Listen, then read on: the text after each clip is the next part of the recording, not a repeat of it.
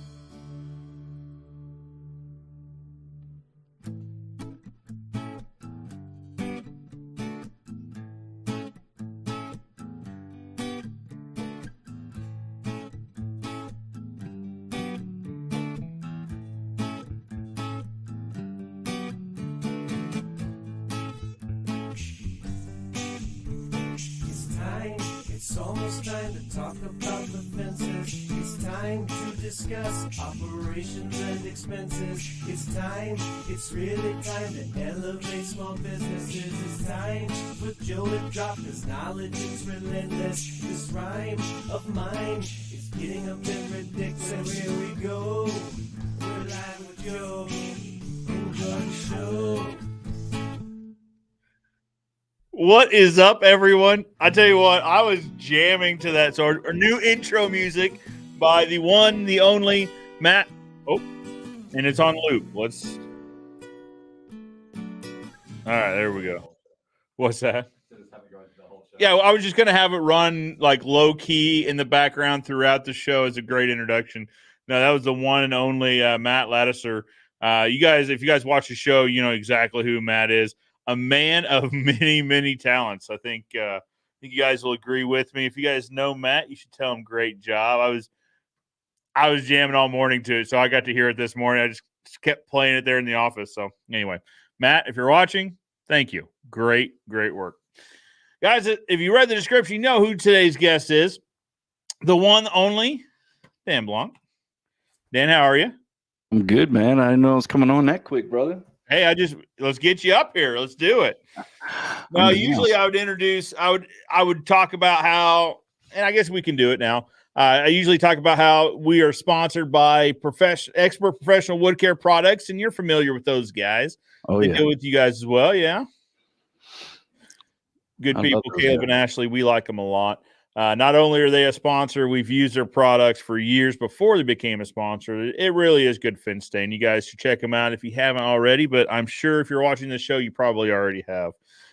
If you guys are listening to the podcast, thank you. I appreciate it. This is a recorded, or you're listening to a recorded version of a live Q&A with the one and the only Dan Blanc. We're going to talk about business apps and business technology we use, automation. I say we use, Dan uses. I'm going to just sit and be a student for a while. Some automations and just some general, like, good business stuff. So if you'd like to watch the show live, you can do so every Saturday from 10 to 11 Central at youtube.com/Joe Everest.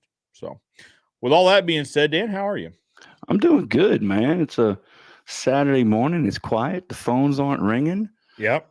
Good news is, because of software, the phones are ringing. We just don't hear them, and I got people answering. So they're just not ringing right there. They're just not ringing right here, man. I love it. I'm working on this list of software deals so we can share it in the description. And I totally forgot about my overflow receptionist. Uh-oh. We can't forget that. You can't forget that. You forget that one, man. Let me add it to the list while we're talking. Go ahead. Absolutely. Well, I'll say hello to a few people. Let's see. Let's start at the top. Roger was here well before the show started. So he's smoking a pork roast for some tamales today while listening. Well, Roger, just save a few extra for Dan and I, and we'll stop by later on and pick up a few. It might be quite a while, but we'll be by. I don't know about that, Joe. You're supposed to save stuff for me, and you end up drinking it and calling me.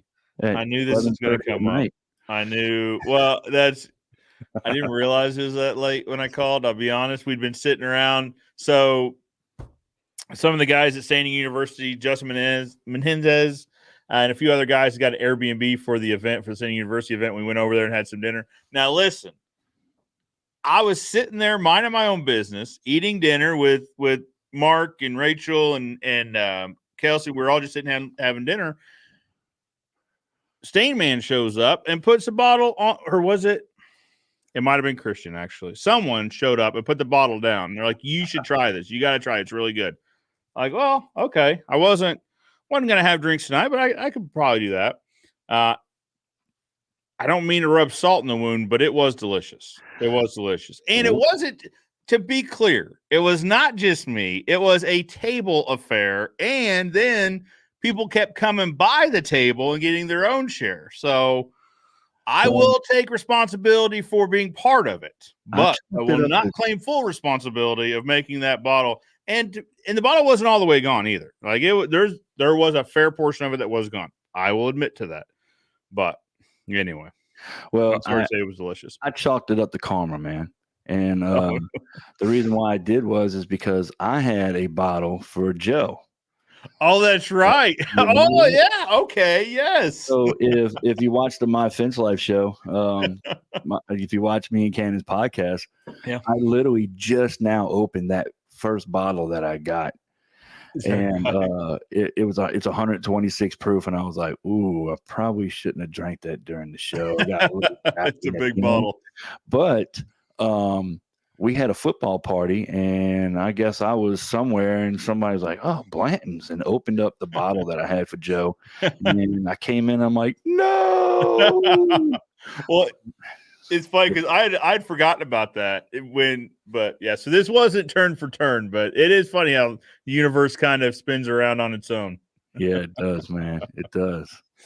But no, yeah. So we're having a good time Standing University Springfield, and then I called you to apologize because I was like, I know I want him to hear this from me first because I don't need Dylan to show up there with a half empty bottle and say, well, I was going to bring it to you, but Joe drank it. Like I got to apologize right up. And then when you answered, you're like, hello, like, oh no. Not only did I drink part of this man's alcohol, but I just woke him up to tell him about it. Like, well, I'm committed at this point. Like I can't just hang up. He knows exactly who's calling. So I was like, okay. Anyway. So. Yeah, good time, man. Good time. Oh, let's say hello to a few more people. So we said hello to Roger. Kyle Hamburg says, hi from Eugene, Oregon. Happy to learn. Hello, Kyle. JC Fence is with us from Middleton, Massachusetts. Welcome, JC Fence. Jack Laddiser says, who is this music by? I like the vibe he shreds. I have a feeling Jack Ladisser might be related to Matt Ladisser. And you are absolutely right. It is by Matt, the one, the only, the very talented musical star. Artist. That's the word. The musical artist, Matt Ladisser. Fitz Genius is with us from snowy Washington State. It's already snowing there. And I guess it's December. I don't know. I saw a TikTok the other day by a guy in North Dakota, and he's like 20 minutes after working outside of North Dakota, 1 hour, 2 hours. And then he showed a video of himself with the sun setting.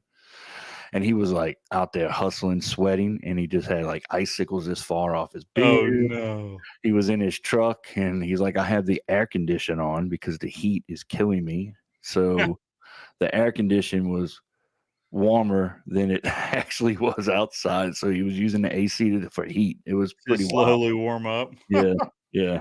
I really like living in a place where we measure snow by inches. They measure snow by feet up there, and no thank you. We measure snow by whether or not you can write your name on your windshield, like Merry Christmas. That's how we measure snow, and then it's gone like 45 minutes later. Sure. Yeah. I really like it. Not bad. Not bad. I am not a fan of winter. Jack says, Hi, this is Jack from Columbia, Missouri, by the way, on my break at work. Jack, I appreciate you tuning in. Vero Fincedeck says, Happy Saturday from chilly Rockford, Illinois. Good morning. It was, I don't know, it's not that chilly here today, I don't think. I think it was like 32, I think, when we were coming in, which does sound cold, but it's actually not as bad as it has been lately. Alan Boulding says, love it. Thank you, Alan. Jack says, I love that song. All right. That was too cool. Agreed. Alan says, hello, all. Hello, Alan. Susie from SAS. You know Susie, don't you? Susan K. Worley. Yes, I do. Yeah, she's great. Hey, y'all. She's great. First time I met her, she talked my ear off, and yeah. And then here we are now. Her company, Southwest Automated, they sponsor our show. They're our main sponsor. Huge. That is massive. It's crazy, huh? Jonathan, I apologize, but I'm not even going to try the last name because I will probably do it no service here. Dan, you want to try it or you want to pass? Man, I'm a coon ass from down in the South. I'm not even trying that. That's fair. That's fair. I passed first. So good morning, everyone from Veterans Fence in Ohio. Thank you, Jonathan. Actually, I wore Jonathan's shirt on the show 3 weeks ago, maybe. Appreciate that very much. Speaking of the Stained Man, morning, guys. Morning, Kenny. Matt says he had a lot of fun making the intro. You could tell, Matt. I mean, I was honestly jamming this morning to it. I was like, this is really, really good stuff. Todd Skolsky says, good morning from Boston. Good morning, Todd. Tad, that's not it. Jeremy says, morning from Dallas-Fort Worth. Jeremy, good morning. Good to see you back. As always, Roger's reminding the Fence family, let's not forget to hit some type of affirmation thingy. I think that is the technical term for those, the affirmation thingies. Hey, so you do know that little tidbit of information for you. Yeah. Facebook stopped measuring the thumbs up, the likes. Yeah, right? we had talked. That's kind of what Roger's talking about as far as the affirmations go. Yeah, it's not just simply likes. You got to click on it and do the hearts or the something other than laughing. The thumbs up. Yeah. It's crazy how they're. Well, it kind of makes sense, though, because the like, you can just click it and keep scrolling. All right, click, scroll. To do the affirmations, you actually got to hold it for a second. Mm-hmm. It shows a little bit more intent, I guess. Yeah. But you always got to stay on top of it. Martin Lee is with us again. Hey, Joe checking in from the UK again. Martin, good afternoon. Matt says, good morning to my boys in orange. Good morning, Dan. Unfortunately, we haven't converted Dan over to orange yet, but we're slow. We're trying. It's a slow process. I'm going to show up like a ninja one night and just like repaint that backsplash, maybe orange. I think that would be great. He'll never know what hit him. Alfredo said Artiega, maybe. If not, I apologize. I'm Maria. I work for Free Defense. I love it. Hey, perfect, Maria. This next one, Joe. What's that? Let me take this next comment. Okay, you got. Oh, okay. It's my good old buddy, old pal, Debbie Downer, Nathan Downs, Radius Fence out of Tulsa, Oklahoma. I love this guy. And just so y'all know, Nathan is getting ready to start his own podcast. Yeah. And he's got some really nice pleather chairs, some Target that he'll be sitting on. We've been giving him a hard time about some chairs, man. Nathan, I apologize. I apologize. I did not mean to bring this heat to you this early in the morning. Appreciate you tuning in. I am excited to hear his podcast. He and I had a chat about it. I think, here's the thing, Dan. I think we've talked about this before. I think it's the more people we get involved in social media from the fencing world, the better everyone is. I think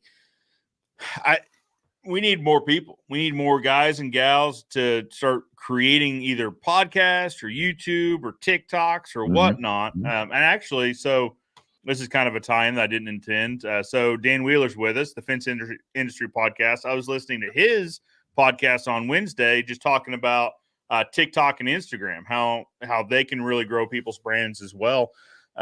Social media is where it's at, and we need more fence folks doing it. Yeah, I definitely agree. Nathan's going to go down a unique avenue with his podcast, which I like. Yep. He's not going to be talking fence. He's going to be talking fence, but he's going to be talking, what do you call the barriers where you can't drive through them? The obstacles and barriers of entry, that sort of thing. No. You're talking about, crowd control type stuff. And he's going to be dealing with automated arms and access and, so he's going to go down a different avenue, man. And I think it's a great thing because that is the next step for the fence guy, right? Let's get into access control and automation. And then once you get that down pat, then it's like, hey, we ought to be installing the CCTV, the cameras. Yep. So it's a great way for us to diversify.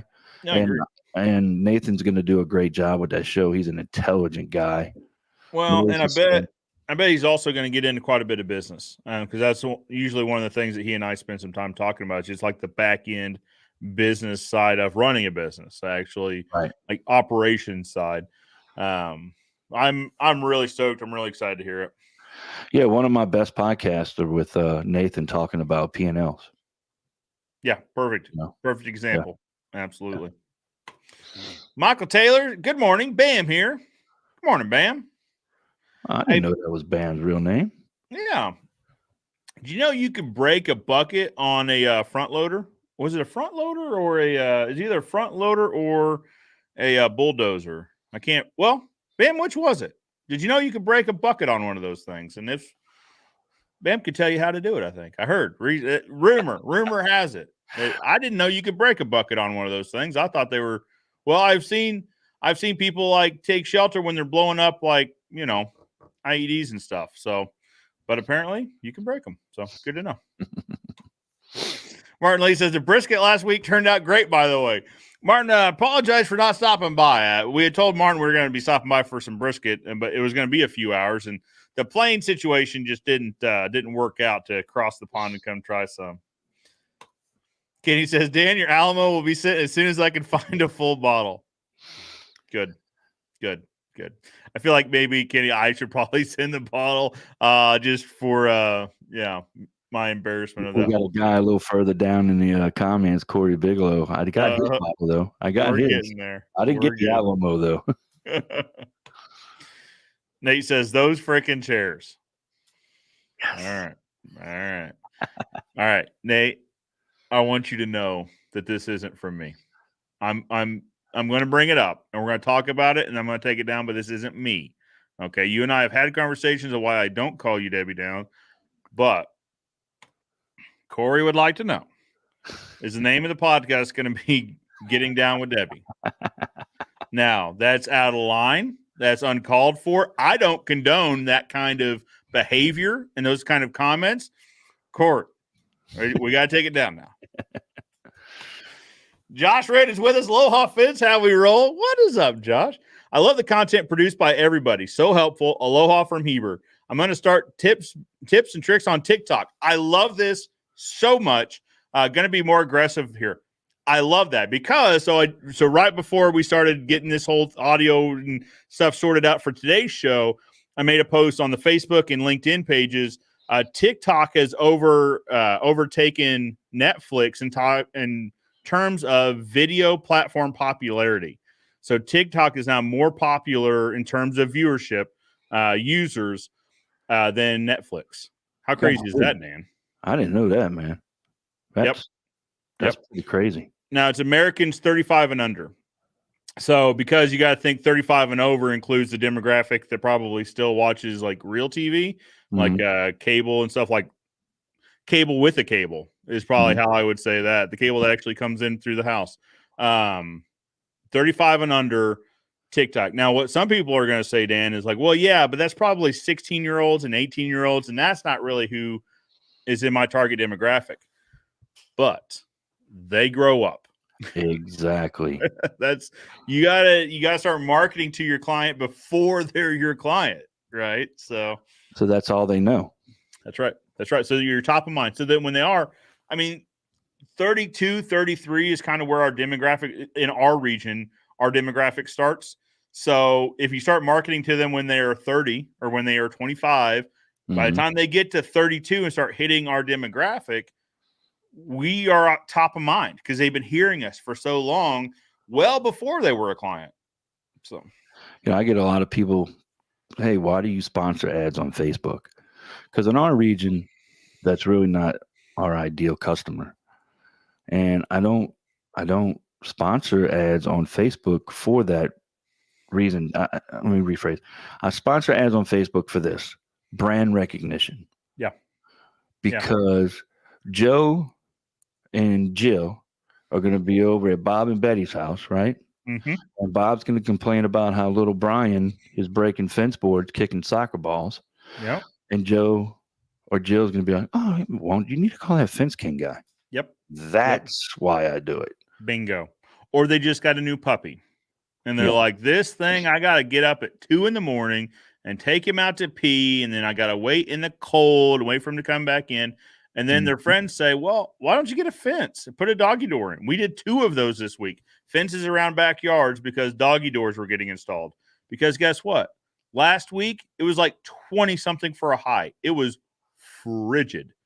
Well, that's when the doggy doors start going in. And it probably happened because somebody was sitting around and knew Joe, knew Ozark Fence because of social media. Well, one of them, so we go out to do the on-sites, and we talk about how'd you hear about us and all that, because we're trying to verify. We track that on the front end, but sometimes one of the things people say is they saw us on television. We don't advertise on television. So sometimes people don't remember what they think they remember. And so we'll go out and we'll have a conversation like, oh, okay, so how'd you hear about us? I'm always really interested to hear how people find us. And one of the guys was about the orange trucks. He's like, man, I see your orange trucks everywhere. He's like, you must have a fleet of them. Now, this guy was also a business owner. So we talked about business for a little bit. I was like, here's the thing. You think we got a fleet of them. There are 6 trucks that are orange. We don't have 20 or 30 trucks rolling around town. We've got 6 that are orange. But crazy, because they're orange, you see them everywhere.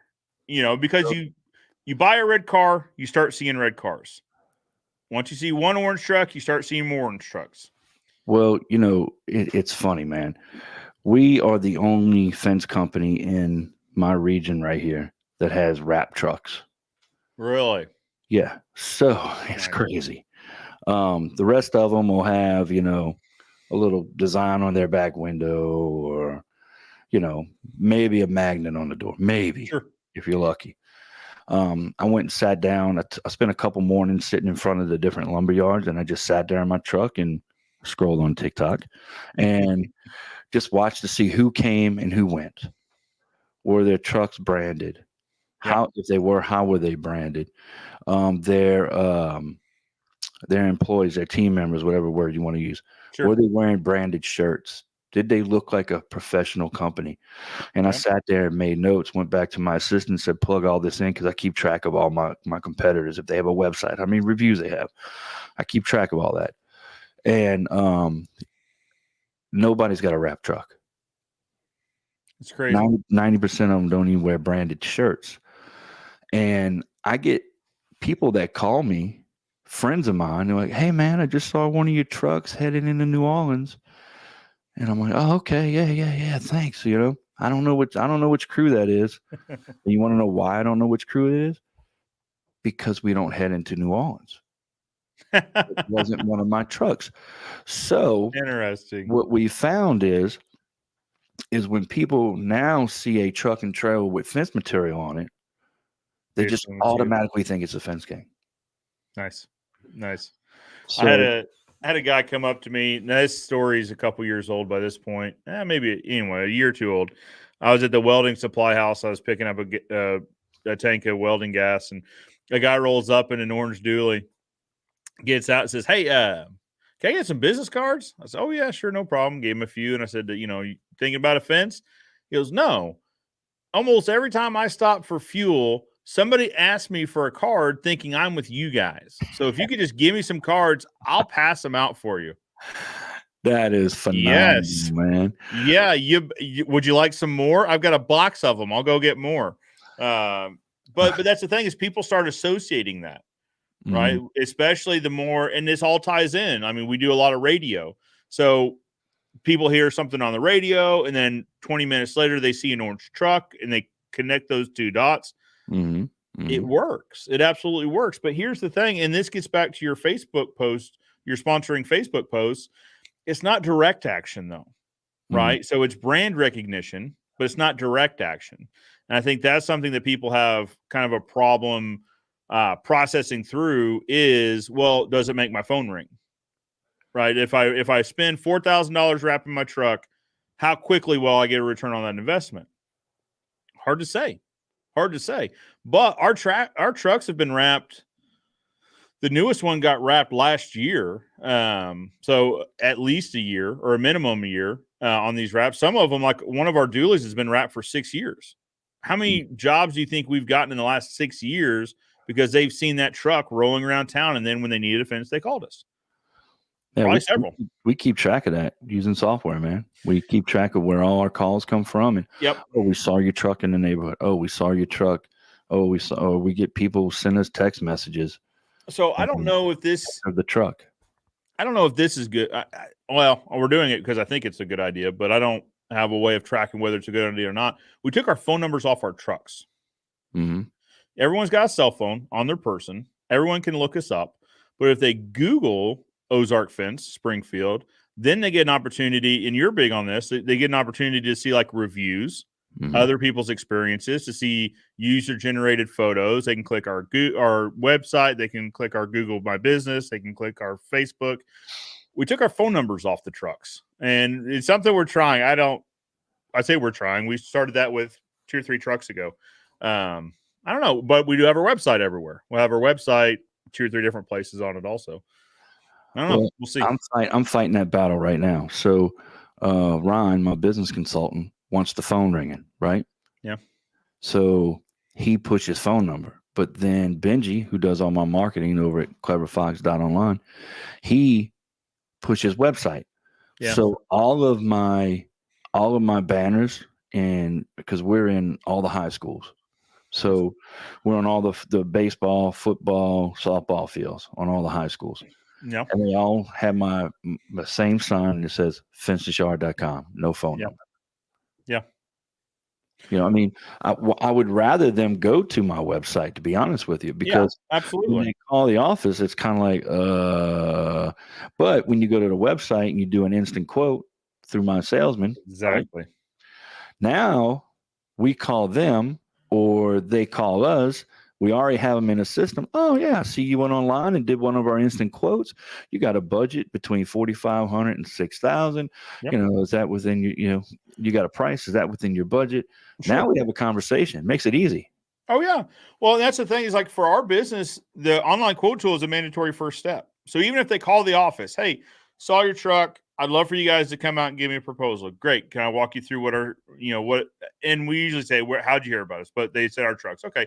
Can I share with you the system that has led to more 5-star? And I get this word track from you. I will give credit where credit's due.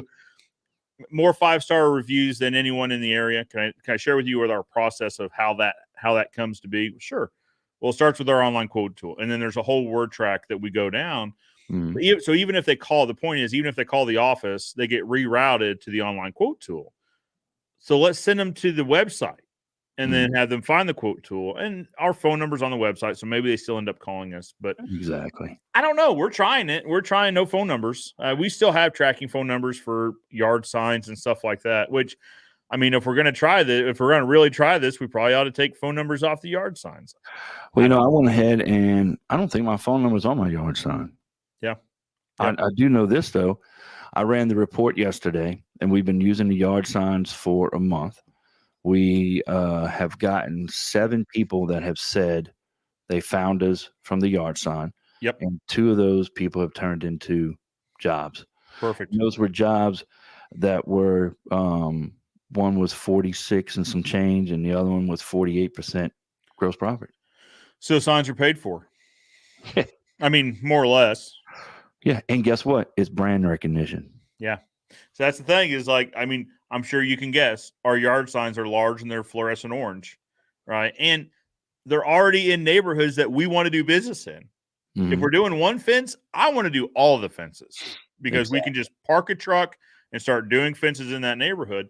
So the yard signs make sense. Now, we've got a few neighborhoods where we're not supposed to put yard signs in.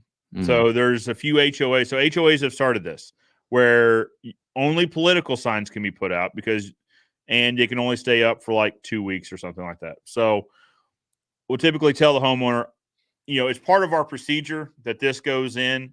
If someone from the HOA gives you problems about it and it's a real problem, just leave it in your garage. We'll pick it up when we do the fix. So the other thing that the yard signs do for us is it also tells the crew exactly where to be. Right. Now, they've got GPS. They know where they're going, but someone's looking out for a fluorescent orange sign and goes, yep, that's the house.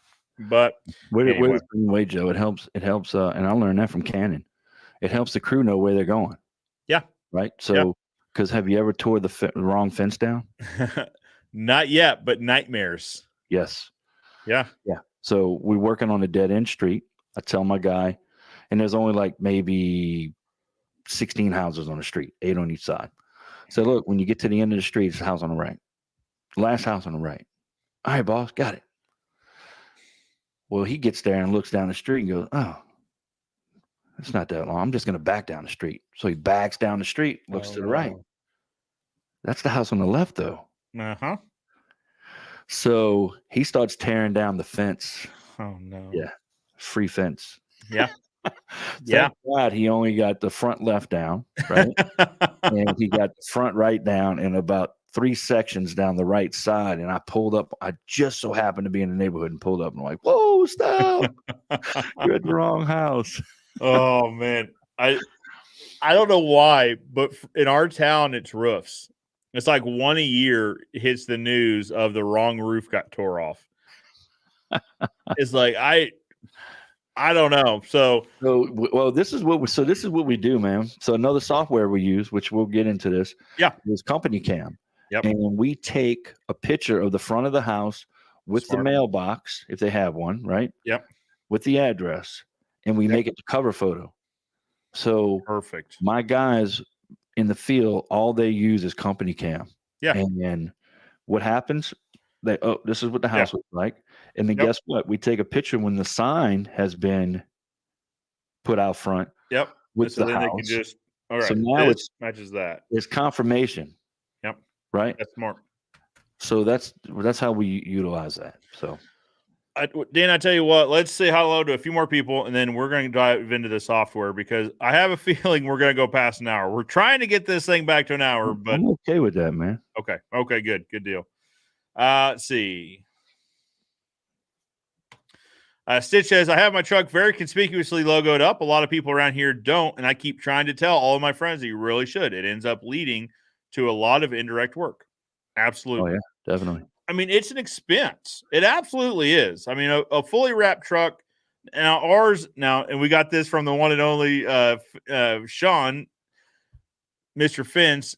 Ours is orange chrome.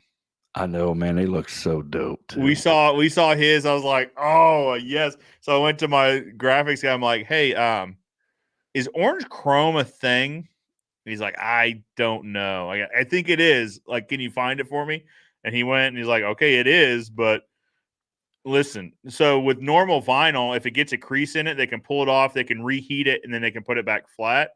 You crease chrome and it's done. Like you just throw it away.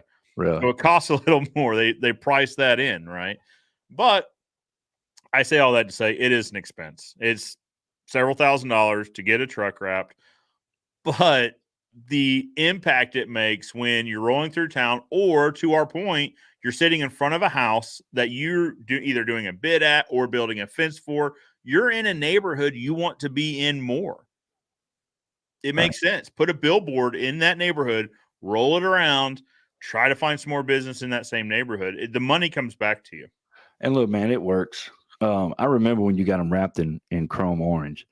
Dylan came into the office and he's like, have you seen Joe's latest post? And I'm like, no, man, I haven't. He's like, you need to check this out. And I was like, holy cow, that looks so class. It's crazy. So we have 6 trucks wrapped. No, wow, Nice. 1, 2, 3, 4, 5 trucks wrapped. And one of them is our on-site consultation, right? The other one is our estimator / he's kind of like our support guy. So what he'll do is a crew has a nail gun that messes up and their backup is messed up. He'll run them a nail gun, right? Yeah. So he's in a branded truck. Sure, that makes sense. So and then the crews have trucks. Well, we hadn't done a fence job in this one neighborhood in probably a year. We did the house directly in the entrance and put the yard sign out, started getting a couple calls. Mm-hmm. The truck went there, and Dylan's like, dude, we're like back running and gunning in this neighborhood now. Yep. Just because of that. It doesn't take much. It doesn't take much, but you have to do it. Like you do have to put in that work, but it doesn't take a lot of it. Yeah, So you can get a partial wrap and it's cheaper. You don't have to wrap the whole truck. right. All my That's trucks absolutely partial true. wrapped. You know why? Because it's cheaper and it still works. Yeah, absolutely. The only reason we fully wrap ours is it's hard to come by orange trucks, especially orange chrome trucks, but we can buy trucks like in whatever color, right? It used to be we'd have to buy black. We bought black trucks. But so now we can say like let's see, my truck's white, Sarah's truck's blue, my dad's truck's black, or Dooley's black. I mean, the Isuzu, I don't even know what color the Isuzu is. So it doesn't matter, right? Like they can all start coming into that same color family. Yeah. So this is an interesting comment from Josh. We just restickered Bridger's truck yesterday. We took off the number and added a QR code. So I like that. That's where I messed up. I should have put a QR code on my yard signs. Yeah. On my office door, I've got a QR code for all our contact info and a QR code to get an instant quote if they show up if we're not open. Really? I like that. Yeah. I have the QR codes printed because 2 of my trucks had my old website that was a nightmare because I hired the wrong person, right? Sure. But it still directs to my website now. Yeah. And when I had them recreate the new ones, we put QR codes on them. Nice. So we're doing the same thing on our trucks. I just got to get them over there and get it put on, you know? So let me ask you, this is getting into technology, but this is also for my knowledge. Where do you go to create QR codes?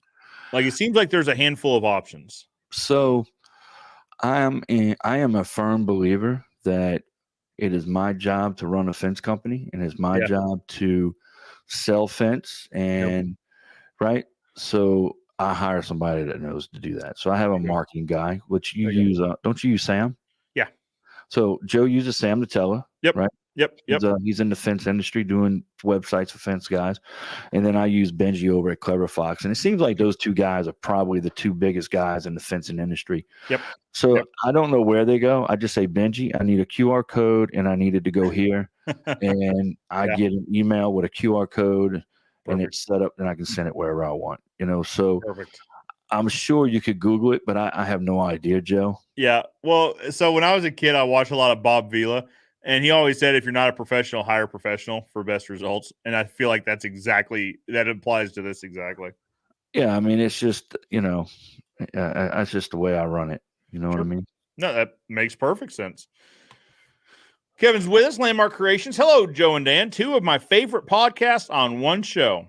I feel like we've already said it, but so Dan and Cannon host a live Facebook that is also a podcast. You should be checking them out, and YouTube. I don't mean to leave anything out.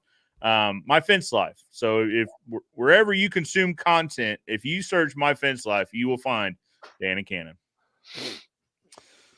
Kevin says, got my estimate truck partially wrapped a few weeks ago. Already has paid for itself. It does take upfront funding. Like, it's not free, but you get that money back pretty quickly. And the nice thing about QR codes we're talking about is then you can track those. How many people scanned them? How many people clicked them? Mm-hmm. So it's all traceable. Yeah, absolutely. Alan says Benji makes his as well.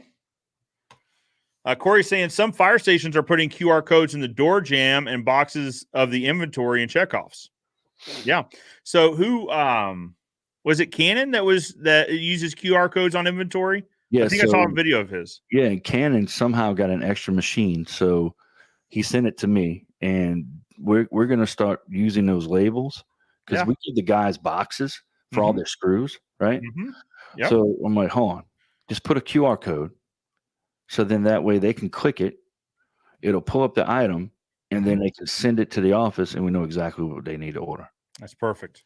So as they're running low on inventory. Like, hey, are those self tappers? Are they 2.5 or 2 3/4 inches? Yeah. Are they a 20 thread or Yeah. Carriage bolts. Is it 1.25 or 1.5 inches? Okay. Yeah. QR codes would be huge for that. Kenny says, hi, hello. We'll create a QR code that links to all your links. That's kind of what it is. I get it. Yeah. All right, Dan. Solid 43 minutes into this. Let's talk about some software. Good, man. Let's talk about some software because that's really what I'm ready to be a student for. I've got 8 software. Okay. And there's others, man. Sure. I shared a Google Doc with you so you can put them in the description. Yep. And I filtered down to the bottom the ones I wasn't even going to talk about. But you're starting to mention QR codes, and Trello is a great thing, and it's not even on the list, but Trello is like, you can just Google Trello. It's free. Mm-hmm. And I call it a visual Google Docs, not Google Drive. Yeah. It's like a visual Google Drive. Mm-hmm. So instead of having folders, you actually have pictures, and then you column everything. Mm-hmm. So we put all our tools, man. If we buy something, we take a picture of the box, we put it on Trello, we copy and paste the description into it. Then whenever we go to buy it, we copy the URL, put it in Trello. So then you just got to click the link and it brings you right to Amazon. Boom. Perfect. Brings you right to ozfence.store. Boom. Yep. Right where it is, and anybody can order it. So then you just tie that to your QR codes. Mm-hmm. So with Trello, so if you want to talk, that's like way down on the list of software that we use. Sure. My number one software, and this is really hard when you start numbering things, because really in essence, my number one software would be Google, my Google listing. Okay. I mean, that would be my number one software, to have that entire Google listing filled out, questions, answers. Mm-hmm. Now they're doing a new thing where you can put your frequently asked questions in the chat. Yep. So we're going to have those in this week. Nice. And that's a free software. Yeah. It's hugely powerful. Number one search engine in the world. Right. Then you have a website. If you have your Facebook in your Google listing, you probably need to get a website, because you're very limited on having a Facebook link in there. Yeah. But then what happens is, then it brings me to my number one software, which is My Salesman. Yep. I mean, once you get to the Google listing, you click on the website, right? Which I guess would be my second software. Then it's going to bring you to My Salesman. And My Salesman is a lead generator. It captures leads. It gets rid of tire kickers. It gives people a budget. You know, we all know My Salesman, Matt Warner. Look, I got him on my board, right? Yeah. Got a little woo, right? So that would be my number one software. I mean, what better way to save time, save fuel, save even more time, because it's just a no-brainer, man. Well, that's the thing. It saves time, saves fuel from driving around town, but also it generates leads when you're closed, right? Yeah. We see a lot of quote tools come in after hours when we're not even. So if they were going to wait to call in, and then when we were doing in-person proposals, we were during the summertime, we were typically 2 or 3 weeks out on getting by to do proposals. So would I rather have someone get a proposal now when it's so like this exact example? So right now, time is it? It is 10:47 on a Saturday. We are closed. But now they can go on our website, use the online quote tool, and get a quote for their project when we're not even open, rather than wait 2 or 3 weeks for us to come out. It's huge. So then that brings me to my tied for first place. Okay. Job Nimbus. So let me ask you, how jealous are you right now of the Cabo trip, the Job Nimbus Cabo trip? So I'm a little disappointed. This has been a really bad year for me, right? So I had to pass on the Stain and Seal University in Springfield. I was like gung-ho. I'm going. Life is great. I worked the weekend before. I got all my stuff done, right? I'm going. And then that Monday morning, I get a text on the way to work from my assistant. I'm going to be out. My baby's sick. And I was like, all right, I'm not going to get done what I need to get done today, but if I work late, right?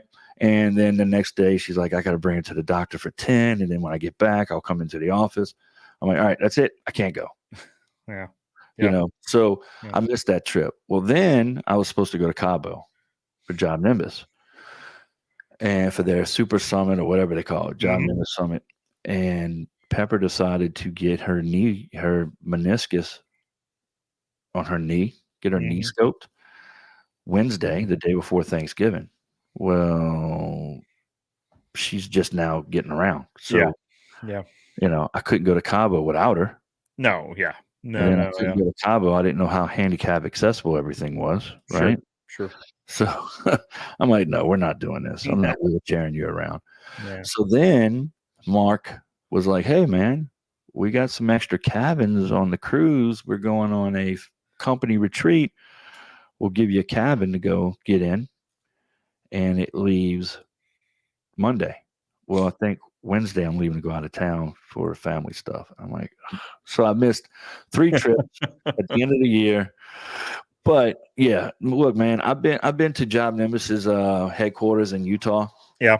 And you know, this was before they were, you know, a sponsor of our show. And I don't talk to them because they sponsor us. Yeah. They sponsor us because I talk about them. I'm like, hey, I'm talking about you anyway. You should at least throw some money in the pot and help us market and make this show and, you know, editing. And it'll cost money. You know, Joe. Oh, yeah. Oh, yeah. So they did. But I went to their place in Utah, Salt Lake City. And I tell you what, man, it's phenomenal. When you walk in, you're like, wow, whoa. The culture there, the vibe. I learned a tremendous amount. Top-notch organization. They're just, I mean, man, they have a room where they literally have, because they sell the roofers and they do, you know, fascia and soffit and gutters and fencing. And they have a room where they have a little miniature roof built. So they teach everybody that works with them all the parts and pieces of roofing. You know, they educate the people on the phone so they know the lingo and can talk to you. But anyway, Job Nimbus would be tied for number 1 because when someone goes and does a My Salesman on our website, which I call our virtual fence designer, where's it going to go? Well, it's got to go into a CRM, which is a customer relations manager, right? Yep. So My Salesman, which I worked very hard to make this happen, and get My Salesman and Job Nimbus talking and get that integrated because My Salesman is such a huge part of my business. Yep. So now that API is up and running. Job Nimbus has a great open API.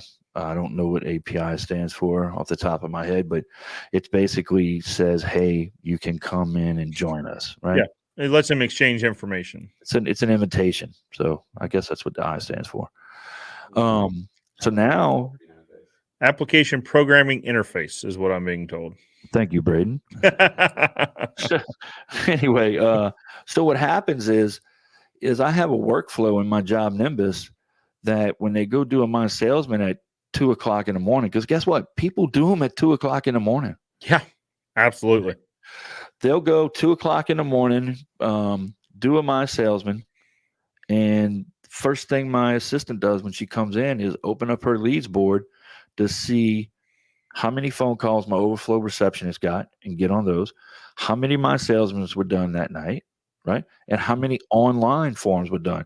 Because some people just don't want to do the My Salesman, so we still have an online form. And so Benji's really helped us work that on the website to where everything flows, and it just all drops into Job Nimbus. Sure. Now I've got everything I need. Now, look, man, if you get entered into my Job Nimbus, it's on. It is on, because you are going to get moved around in the workflows and automations, and before it's over with, you're going to be like, that guy at the Fence King is crazy, or those guys are phenomenal follow-uppers. What I tell people is like, listen, so when we're done with your fence, you will be so happy. One, that you have a beautiful new fence that is installed correctly by professionals, and two, that the emails will stop. But I got bad news. The emails don't stop. No, they don't stop. I'm changing the order here, Braden, if you're looking at the Google Doc. So then my next thing would be I have a VoIP, a VoIP, a voice over internet. So I've been running my fence company off my personal cell phone since 1999, right? And you're like, oh my God, I can't change this number because I still have people that call me. And I'm like, hey, how'd you get my number? Or my assistant will be like, hey, how'd you get our number? Oh, well, Dan did our fence back in 2001 and I had his number saved in my phone. I can't believe it still works.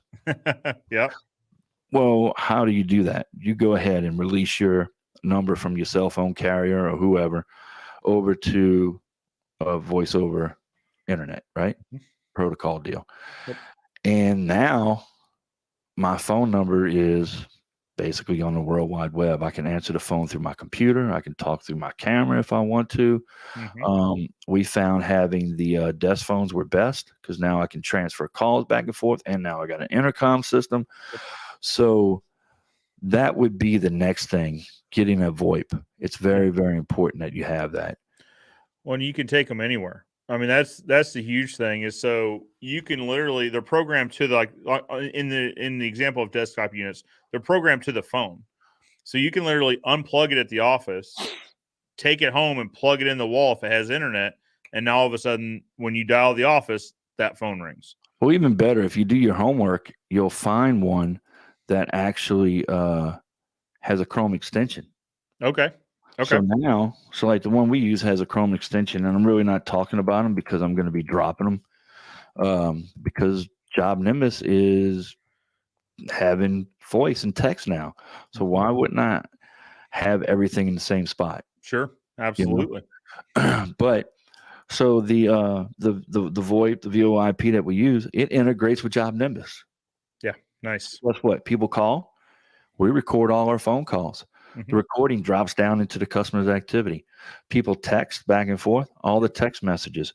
So my salesman can be out on the job, pull up Job Nimbus and scroll through all the text, listen to phone calls, look at the My Salesman. Yep. All right here. All on the phone. Right. Well, and there's another integration too, and I don't want to jump ahead of you here, but yeah, so, Job Nimbus, everything always goes back to Job Nimbus. Well, yeah, and that's the thing. It has a phenomenal open API. And they're like, hey, so then my next thing is going to be the thing that we were talking about yesterday. And you're like, I don't want to talk about it, right? I wanted to wait. So Dan and I were in another meeting, and we started talking about. We knew we were both going to talk today, and So we started talking about it. I was like, wait, I want to have this conversation on the show because this is something that I am so interested in. So, I don't know, man. My brain just runs like crazy, and I'm thinking, how can I save more time? Right? Mm-hmm. Ringless voicemails. Wait just a minute, Dan, because I've got a voicemail. You got a voicemail today? I've got a voicemail. Let's listen to it together, shall we? Yeah, let's check it out. I got to put headphones on. So let me can I set this up? Can you hear me? Sir.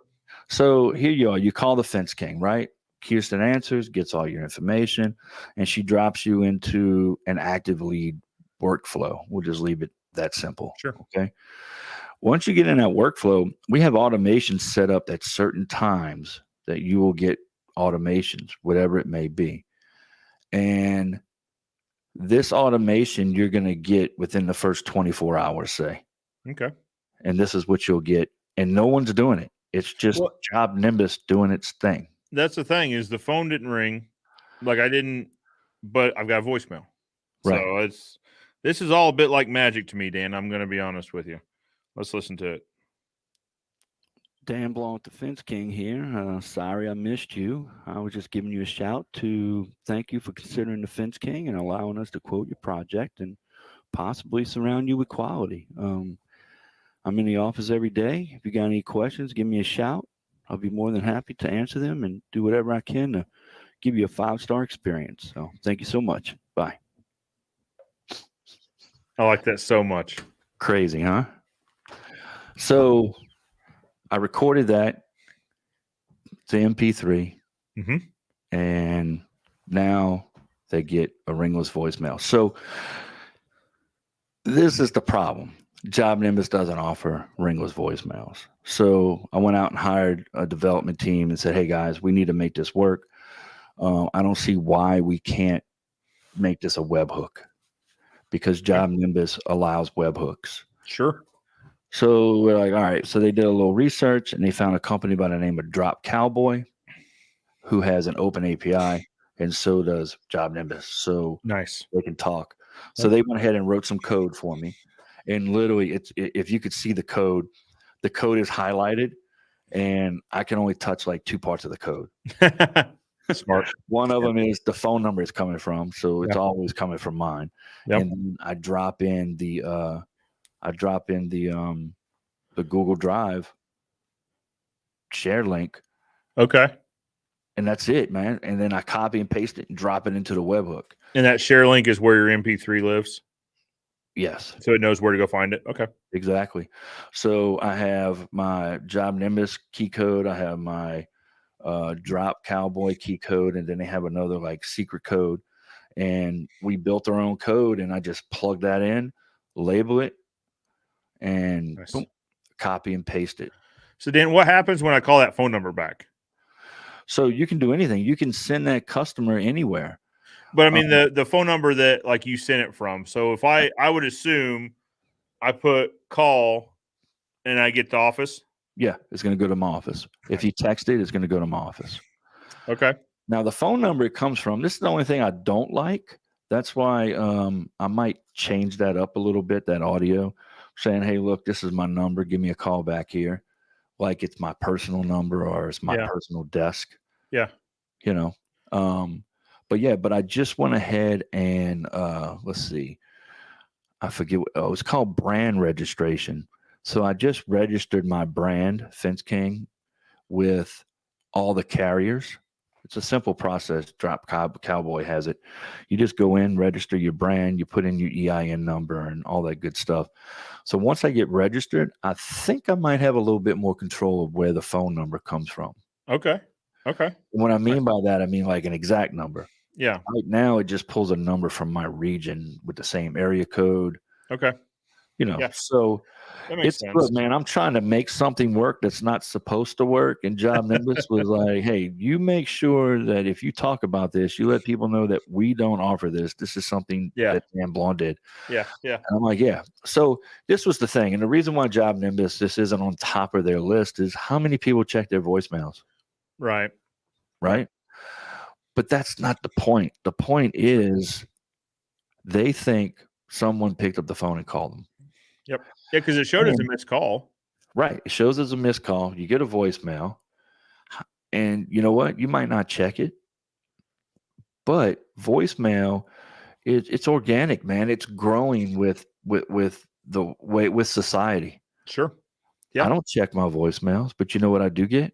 I get a text message with it translated, and I can scroll through and read it. And you're in the missed call list, so they're going to say, "Hey, who?" 9 times out of 10, like when I get a missed call and a voicemail, I'll just call it back. I'll just see missed call, click missed call, call it back. Hey, did you listen to my voicemail? I didn't. I just called you back immediately. How can I help you? And I would have to think that probably happens on the customer's end as well. Oh yeah, definitely, man. So it's not the point of what the voicemail says. The voicemail could be blank. It could be a placeholder. If you do any research, 9 out of 10 people don't listen to their voicemails. Makes sense. I'm reaching out via text. I'm reaching out via email. And now they honestly think that the owner picked up the phone and called them. So I'll tell you, this is off script, obviously, and I want to look this up real quick before I say it. Yeah. So Sarah handles sales for us now, but she also handles like office management, things like that. When I was doing sales and sales only, had a little bit more time on my hands. I use something called Bonjoro, so who did I find this from? I found this from Tom Reber. And so basically it's kind of similar, but you send them, anyway, so it's a video. So you send a video and then you email it to them. And so it was literally, so in Job Nimbus, when a customer accepted, so when they got moved to job accepted, I got a task, create a Bonjoro. You create a Bonjoro, and I just said, hey, Dan, just saw your project come through that you moved forward, accept your project. I'm so excited. Can't wait to get the process moving. The next step would be to schedule an on-site. I'll include the link below. If you got any questions, let me know. And I would do those from wherever. And I got a lot of good response on that. Now, the reason we don't is because you got to do it, right? It takes a few minutes of doing it. And at this point, our volume's up enough to where we would have to have a project manager that just did that. And maybe that's something that we consider doing. But this is all kind of in that same realm. It's a personal touch to it. Because it's not, you don't want them, people do business with people. They don't do business with businesses, if that makes sense. Or they're more comfortable doing business with people than they are with just faceless corporations. You want to try to take as much of that away as possible. Yeah. So everything we're talking about integrates with Job Nimbus. Yeah. So it just makes life so much easier, man. Agreed. Now, granted, did I want to have to go out and create, my own code? No, but I see enough value in Job Nimbus to say, hey, I'm going to do that. Yeah. Well, and I think it speaks to Job Nimbus that they allow all that to happen by having the open API. They're like, hey, listen, we've got some features here we think you're going to like, but if you want to go create something custom, if you want to create a different feature for yourself, we'll also give you access to that, which when you start getting into software, open API is not common. You got to beg and borrow and steal and get access to these APIs a lot of times. But Job Nimbus kind of gives you keys to the castle. Yeah, man. And look, I didn't want to use Drop Cowboy. I had another company that I had picked out to use that I felt was more my speed, but they don't have open APIs. Yeah. So I had to go with Drop Cowboy, right? Sure. So now we start getting into automations. And how do I do that? I do that through Job Nimbus and their intricate automations. Yeah. I was on the phone with somebody from Job Nimbus the other day, and they were doing something. I said, "We're going to the automations, boom, boom, boom." And the guy's like, "Which one is it?" I said, "You're gonna have to do Control F and type this in to find it." He's like, "Really?" I'm like, "Yeah." And he started automations with just, Yes. But I mean, I've got some automations following up with people. I think I'm stopped right now at 3 years. But we're going to go up to 15 years because the people that we sold a fence to, why wouldn't I reach out to them in 12 years and say, hey, it's been 12 years. We probably should look at replacing this fence, or how is your fence looking? Yep. I like that. Job Nimbus can do that. Well, And per usual, you take it so much further than we do. Ours caps at a year, like a year after the fact. Usually at 1 year is our last one. And it just says, hey, it's been about a year since we were out. If there's it. So we would say, hey, we also do these other services, right? We can offer staining and cleaning and yada, yada, yada. If we could ever be a service, let us know. But leave it to you, Dan, to just take that football and run with it on down the field. I mean, you've already earned that customer's trust. Yeah, they've already spent money with you. They probably already given you a review, a 5-star review. Yep. They've already wrote you a check. Maybe was a little nervous. I don't know. Sure. You showed up, did the work, did what you said you were going to do. They had a great experience. Why not? Hey, guess what? That fence we built, it's, how's it looking? Mm-hmm. I'm sure, hopefully it's looking great and everything's working fine for you. We'll reach out again to double back, and then we might hit them in another 3 years. I mean, it's a simple automation. Yeah.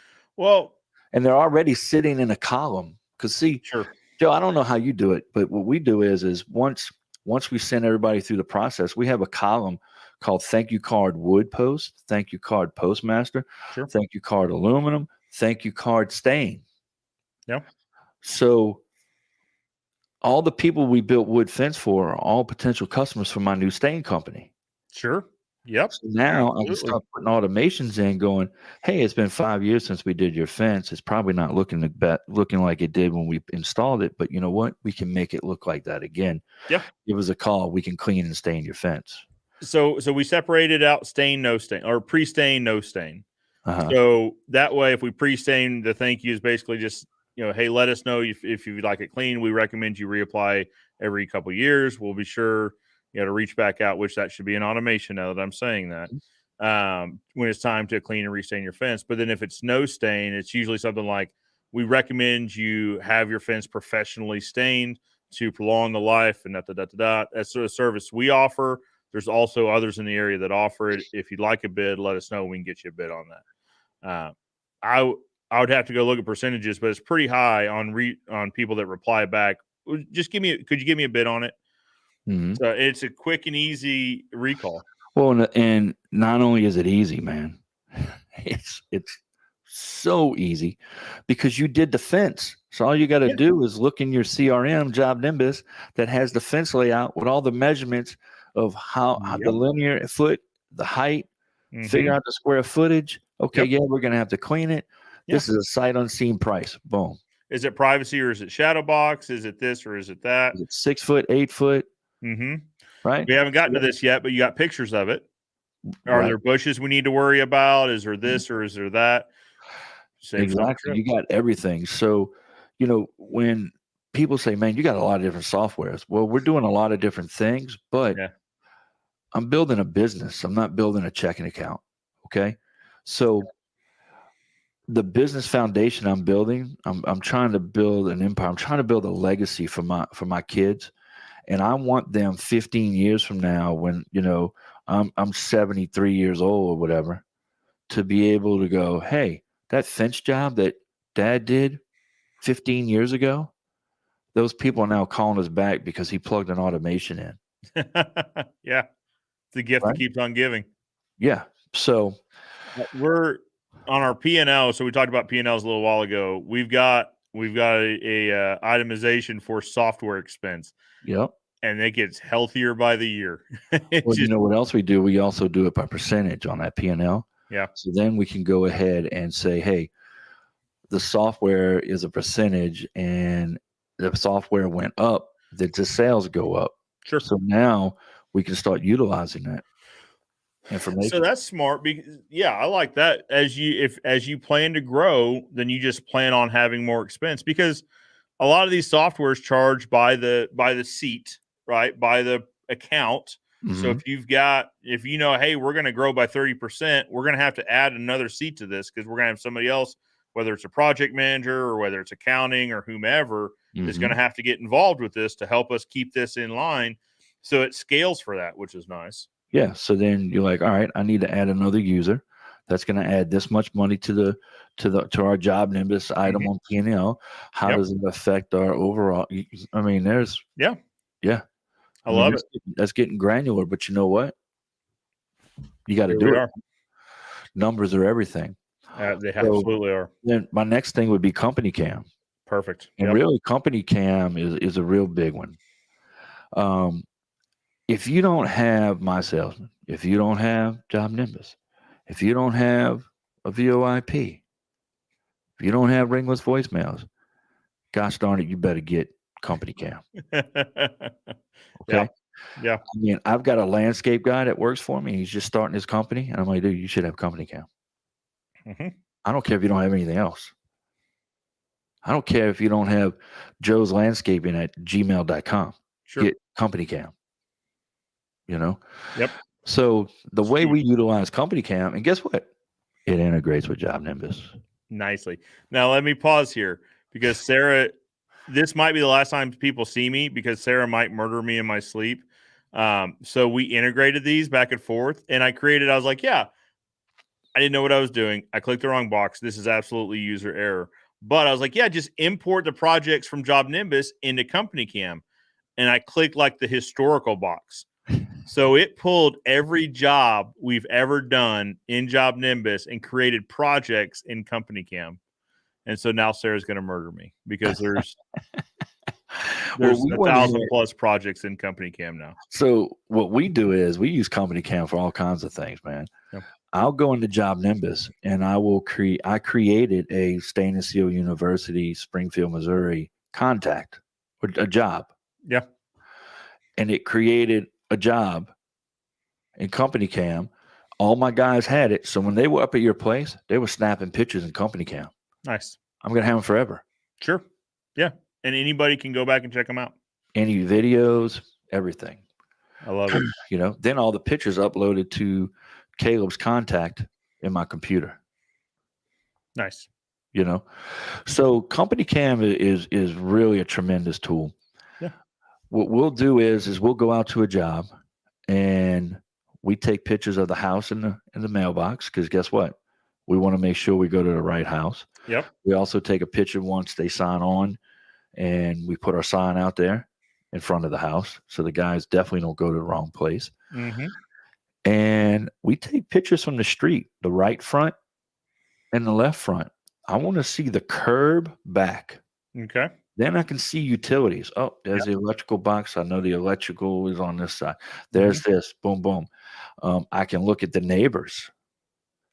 Have you ever hit the neighbor's gas line when you were digging on your customer's property? Or cable or water? Yes. Yep. Okay. So what happened is they ran off their gas meter, and I knew they had a pool, and they had a pool heater. I said, hey, guys, there's no telling where this line runs. And sure enough, the guy that did it, he did a big loop on our customer's property and back, and we hit the gas line for the pool heater for the neighbor. And I knew it. I said, I'm telling y'all, be careful. There's no telling how this is running. Where it is. You got to be careful. And sure enough, they were digging my hand and just enough nicked it, just enough to have a little, you know. Just takes a little bit. But I was able to tell that from company cam sitting in my office, never being on the project. Mm-hmm. Yep. Okay. So then, you know, right now I got Dylan out doing on-site consultations. He takes pictures. He takes a video of the entire fence, walks it, explanations. So when he does his deal, we'll go back in the office and I'll have that up on a screen and I'll watch the videos. I'll look at the pictures. When it comes time to do the agreement where they're signing on with us, hey, we're going to do the project, I can go ahead and make notes. Hey, we're going to be in front of the utilities here, see utility waiver, you know, all this kind of stuff just because of company cam. Yeah. Well, and they added that video feature a little while ago, and I really like that for that exact reason. We go out the Friday before, we'll do project walks the Friday before we start the project. So yesterday we walked the projects we're going to do next week because we have utilities located that Friday. So any utilities, we're going to see if they're there. But then we started utilizing that function recently, the video function of doing a walk around. I like that you mentioned that because to the guys, there's going to be questions, right? And so one I did this week was a double gate. Hey guys, when you're visualizing this, the double gate lines up right down this alley. So you can, if you stand back to here and you look right to this door, the double gate is going to be centered in this opening. So I like that video function a lot. Yeah, I love it, man. They've gotten it to where you can do 10-minute videos now. Yeah. You can do 4K videos. You pay a little extra for the premium. Sure. You know. And then this is the other thing. All the photos, not the videos, unfortunately, but all the photos that you take in company cam, they drop right in the job Nimbus underneath the job. Yep. So now you pull the job up and you have everything in job Nimbus forever. So it's a win-win. I find company cam is also great for utilities. Yeah. You know, the guys we do a morning, a midday, and an end of day video. The guys get to the job, they do a video. Their first day there, they're doing their morning video or whatever time they get there midday. Okay, we got utilities right here. I was looking at company cam pics on the way here. It looks like we're going to be coming in front of this, you know, and then they take pictures once they lay it out with white spray paint. Nice. It's a no-brainer. One picture we like using is the before and after, because previously, like for marketing, those are huge, right? But it is a massive pain to get it lined up exactly the same to get a really nice, clean before and after. What Company Cam does is you just tell them, hey, here's the before photo I've already taken. I want to do an after video or after photo, and it'll give you a ghost image. Exactly. So you can step back, you can raise it, lower it, left, like angle, change your angle. Where you need to be. It is such a nice feature. It really is. And look, man, Job Nimbus is on their way there. I see Corey Bigelow in the comments. Yeah. Job Nimbus's photo works really well. They are going to be getting better and better. And, you know, they're nipping on Company Cam's heels. So I hope Company Cam's staying ahead of the curve. If not, you know, it's just the software. Bring that straight back into Job Nimbus. Yeah. Speaking of people in the comments, I think you know this guy. Yeah, that's what are you doing? Yeah. Dan don't really know. Dan don't really know. Canon really hates it when I get on a new automation kick, because that's all he hears me talking about. And then I drop him into the workflow. He's like, bro, I'm getting text messages. I'm like, hey, man, I texted you. And he's like, I don't know if it's you or if it's the office. Yeah, is it you or someone else you? I don't know. Alan says he just signed up for Company Cam. It really is huge. It really is. You know what else about Company Cam?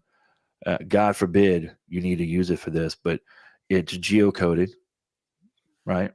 It's geocoded, dated, time-stamped, and it's geocoded by a third-party company. So if you have an issue, you can use it in a lawsuit. Sure. Use it for anything. Yeah, I was taken at this place at this time on this day. Exactly. And I've had that before where we took pictures and, hey, y'all busted this line. Well, it wasn't sprayed. It's a geotag, timestamp, dated. You were supposed to be here 2 days ago, right? So those things work well. Well, and that's the thing. So geotagging is also huge for Google Photos. So if you're uploading photos to your website, Google crawls that metadata in the background and sees the geolocation of the photo. So you know, we're based out of Springfield, but we service obviously the surrounding area. So if we're down in Ozark or Nixa, that both have really nice neighborhoods we like to live in or like to work in, and we take a picture there and someone else is searching from, say, Nixa, they're going to see that photo because it's geo-referenced in their area rather than just a plain photo with no geolocation information. Exactly. So if you put it on your website, you want it to be geocoded. Yep. And, you know, Benji gets on me for this because he's got me set up to do it, but I just sit down and drink bourbon at night and post pictures on my Google listing. But you should have those geocoded also. Yeah. That's a whole nother deal. Which Company Cam does by default. Correct. But if you go in and alter that picture, then a lot of times it'll wipe that geocode. Take some metadata off. If you put them into an app, that's where the problem comes in. Got it. You know, so yeah. Anyway, another thing we like about Company Cam is we have a Dan YouTube job in there, and the guys will literally, they know they need to take a landscape, turn their phone sideways, right? Landscape, Mm-hmm. and video something, then I can take and piece those together and make a little short out of it in iMovie on my iPhone. Nice. And they make sure that they have the geocode turned off and all that stuff. Mm-hmm. Or pictures. They'll make sure they turn it off, take photos, so that way it's geocoded, but it doesn't have it printed on there. Okay. So then I can use it. Yeah. And put it on Google. Very good. Very good. Great stuff, huh, man? That's a lot of stuff. So this is another one, man. This is so really we've led into, how do you capture your leads, your Google listing and your website? And what are you going to have on your website to capture those leads? You're going to have My Salesman. Yep. Benji over at Clever Fox, man, he's got My Salesman embedded within my website. So when you go to the My Salesman, you still think you're on my website, but really my website is just a frame, and you're on My Salesman doing it. It's huge. It's dope, man. It really is. Huge. I see Alan Baldwin's in the comments. Yeah. Benji just did that for him. Check this out, man. So this cat goes out and buys a laser machine or something. I don't know what you call it. A laser engraver, yeah. Yeah, laser engraver. And he made all these ornaments for 20 cents. Yes. On the back of the ornaments, he put a QR code, follow Santa, right? Mm-hmm. So Benji takes that QR code and has it go to Alan's website, but the window is the Google Follow My Santa. So these kids are going to be sitting there following Santa, and the whole time they're on Alan's website, and he's just racking up time, and Google's going to be like, man, people like to be on this website, and he's just going to move him up. Uh-huh. That's how you manipulate stuff. Is that crazy? That is massive. So he called us the other day. He was excited. He's like, man, I've been doing a lot of things I hear you and Cannon talk about. So that laser engraver is like next level business move. It is so good because he'll laser engrave his like a fence sign on the fences because people like to take fence signs off. Whether you call it a warranty placard, whether you call it a whatever, a small percentage will still always take it off. They don't want it on there. Well, guess what? You laser engrave your information on that, you'll have to sand it off or something. I don't know. So this is really ironic. So if anybody knows anything about Google, it now goes through Google Maps, your Google business listing. Yep. I just got a Google Maps notification. I opened it up, and it's a 5-star review. There you go. This leads to my next thing on my list. Nice. BizRaider. I think we both use Bird Eye. Huh, Joe? Mm-hmm. Do you still use Bird Eye? We still do. Yeah. I need to talk to you offline about that. Yeah, I'm not paying those guys $300-$400 to get a review when I can pay Benji $75 a month. Or even better, depending on what package you get with Benji, it's included in it. Okay. Think about that, man. Yeah. So bizraider.com. It is it's a review buffer. This is something that Benji and I Benji got the bizraider.com URL, a domain, and he told me about it. He's like, yeah, I'm thinking about doing this and that because I had Bird Eye. And I was like, all right, bro, whatever. Well, then I just got sick and tired of Bird Eye. I just was over it. You and I were in the condo at FinTech when you had one of the last conversations with Bird Eye. Yeah. Did not go well for them. Yeah. So I'm sick and tired of it, Benji. Come on, man. We got to do better than this, right? Yep. You got that domain. Let's use it. So we started. Benji uses Monday.com to keep all his customers, separated. Kind of. That's like a CRM for whatever he does. Yeah. Like so he made a BizRaider one. We started working on it, and now we have BizRaider where it really filters your reviews, and you can pick if somebody does a 5-star. You can pick if they go to Google. They pick a 4-star. You can pick them to go to Yelp. That's what happens on mine. I don't mind being a 4-star on Yelp. I'm okay with that. All right. If they click a 3, 2, or a 1, they feel like they're doing a review, but really it's an online form. Then I get it in my inbox. I read it. Oh my God. I didn't realize this happened at, Miss Smith's house. Hey, Miss Smith, Dan Blanc, Fence King here. I'm calling. I see you left a 3-star review. You weren't happy with this and that. Yeah, blah blah blah blah. Hey, well, let me get over there and get that fixed. Instead of dealing with that on the World Wide Web, I'm dealing it with the customer one-on-one. And guess what? We get over there, we take care of whatever the issue was, get everything fixed. Hey, Miss Smith, I'm going to go ahead and send that link back over to you. You think you can change that review? Oh, yeah, I'm so happy, man. Man, y'all were really Johnny on the spot. I left the review and I was just frustrated. It was an emotional thing, and I get it, and I don't tell her that. I'm like, hey, I completely understand. You just paid $8,000 for a fence. I wouldn't be happy either if I went in my backyard and found a couple bags of concrete, empty bags of concrete, right? Yeah. So, we turn a bad review into a good one. Sure. Send her the link. She clicks the 5, and she's done. It's a great review buffer. I just got tired of dealing with miscommunications. So many bad reviews are off of a miscommunication. You call the customer, you get it fixed, straightened out. They love you. They might even use you again, but they don't go back and change the review that they left that was bad. So it's a review buffer. I love it. It's about $75 a month, I believe. It's in the package with Benji, and it works. It works wonders, man. Right.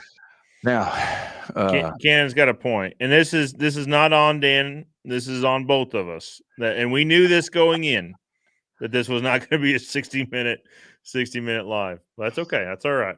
Cannon's just jealous that we have more viewers than he had. I think that's what it is. I think that's what it is. Could be. Oh man. So anyway, with all that being said, what if you have customers that just can't afford a fence, but they need one? Or what if you have a customer that says, hey, I got the money, but I don't want to spend it. I'd rather spend Joe's money. Hold on to my money. Well, I went round and round and round, and I finally landed on a company that I felt worked good for Fence King, and that's Sunlight Financial. Okay. And the reason why I found out about them is because they integrate with Job Nimbus. With Job Nimbus, absolutely. So I went back. I did a little Sunlight Financial deal, seminar or whatever it was, webinar. And if you go back and listen to it, I don't know where that link is. I'd have to give it to you, Joe. Sure. But I talk about all the jobs that we've done that we wouldn't have gotten, the gross profit percentage of that would have been lost sales. I've had a job literally where people used us. We were more expensive than the people they wanted to go with because they wanted a cheaper price, but they didn't offer financing. Yeah. Absolutely. Hey, Dan, let's talk about a comment real quick. Well, let's answer a few comments real quick. So we'll start it back at the top. So talking about the comparison between Job Nimbus and Company Cam, I think the question was the photos in Job Nimbus versus, I mean, they're obviously two different things. Job Nimbus is a CRM, which CRM, a lot of people think it means different things. To me, it's Client Relationship Manager is what I think CRM stands for now. Who knows, whatever. It's basically like the hub for all of your client information.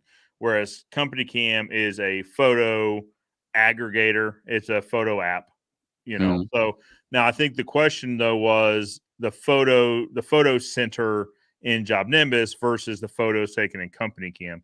And we should have clarified that we weren't saying that Company Cam is a CRM because it's not. It doesn't mean to be. It doesn't act like it is. It is simply a photo app. Now, it does photos really well, so that's why we pay for a separate photo app. Yeah. Now, Job Nimbus has got it where you can draw on it. You can zoom in. They've got a lot of great features. I worked with them on that. It's not where Company Cam is, but they're headed that way. They realize how important it is. Yeah. Yeah, it's just I just want to be more clear about that because it is. So I ended up going to Company Cam just because the price was not really set up as a CRM. So that's why I wanted to be really clear is Job Nimbus is more expensive than Company Cam, but that's because Job Nimbus is a full service CRM, whereas Company Cam is really just a photo app. Well, and the other thing too is why have 10 people on Job Nimbus when you can have 4 on Job Nimbus and then have your guys, the other 6 guys on company cam. Sure. And whenever we create like a material list, we just go ahead and download it, drag and drop it into the customer. Yeah. On company cam. On company cam. So my guys open it up and they got everything they need for like 16 or $20 a month or whatever it runs. Makes instead sense. of paying for a seat at Job Nimbus. Well, yeah, and once they get into the Job Nimbus customer, like the job, there's a lot of information in there, and it's easy to get lost in that unless you know exactly where you're going. Whereas with company cam, the nice thing I like about company cam too is when you pull up to a job, it says, "Hey, we think you're here. Is that where you're at?" And it'll pull up that project. Whereas with Job Nimbus, you got to go search. And anyway. Yeah, that's another really great feature. If you're at a customer's house, you've done a lot of work in that neighborhood, and they're wanting to see this or wanting to see that. You're like, oh wait, we did one in this neighborhood. You literally go to the Around Me deal, and you can see, hey, wait, oh, that's the customer right there. Click. Couldn't remember their name, but I knew they were a couple streets over. Sure. And you can pull up all their stuff, and you can even share their photos if you want to that customer through a link. Yep. To show them, hey, what the finished product was. It's really a great.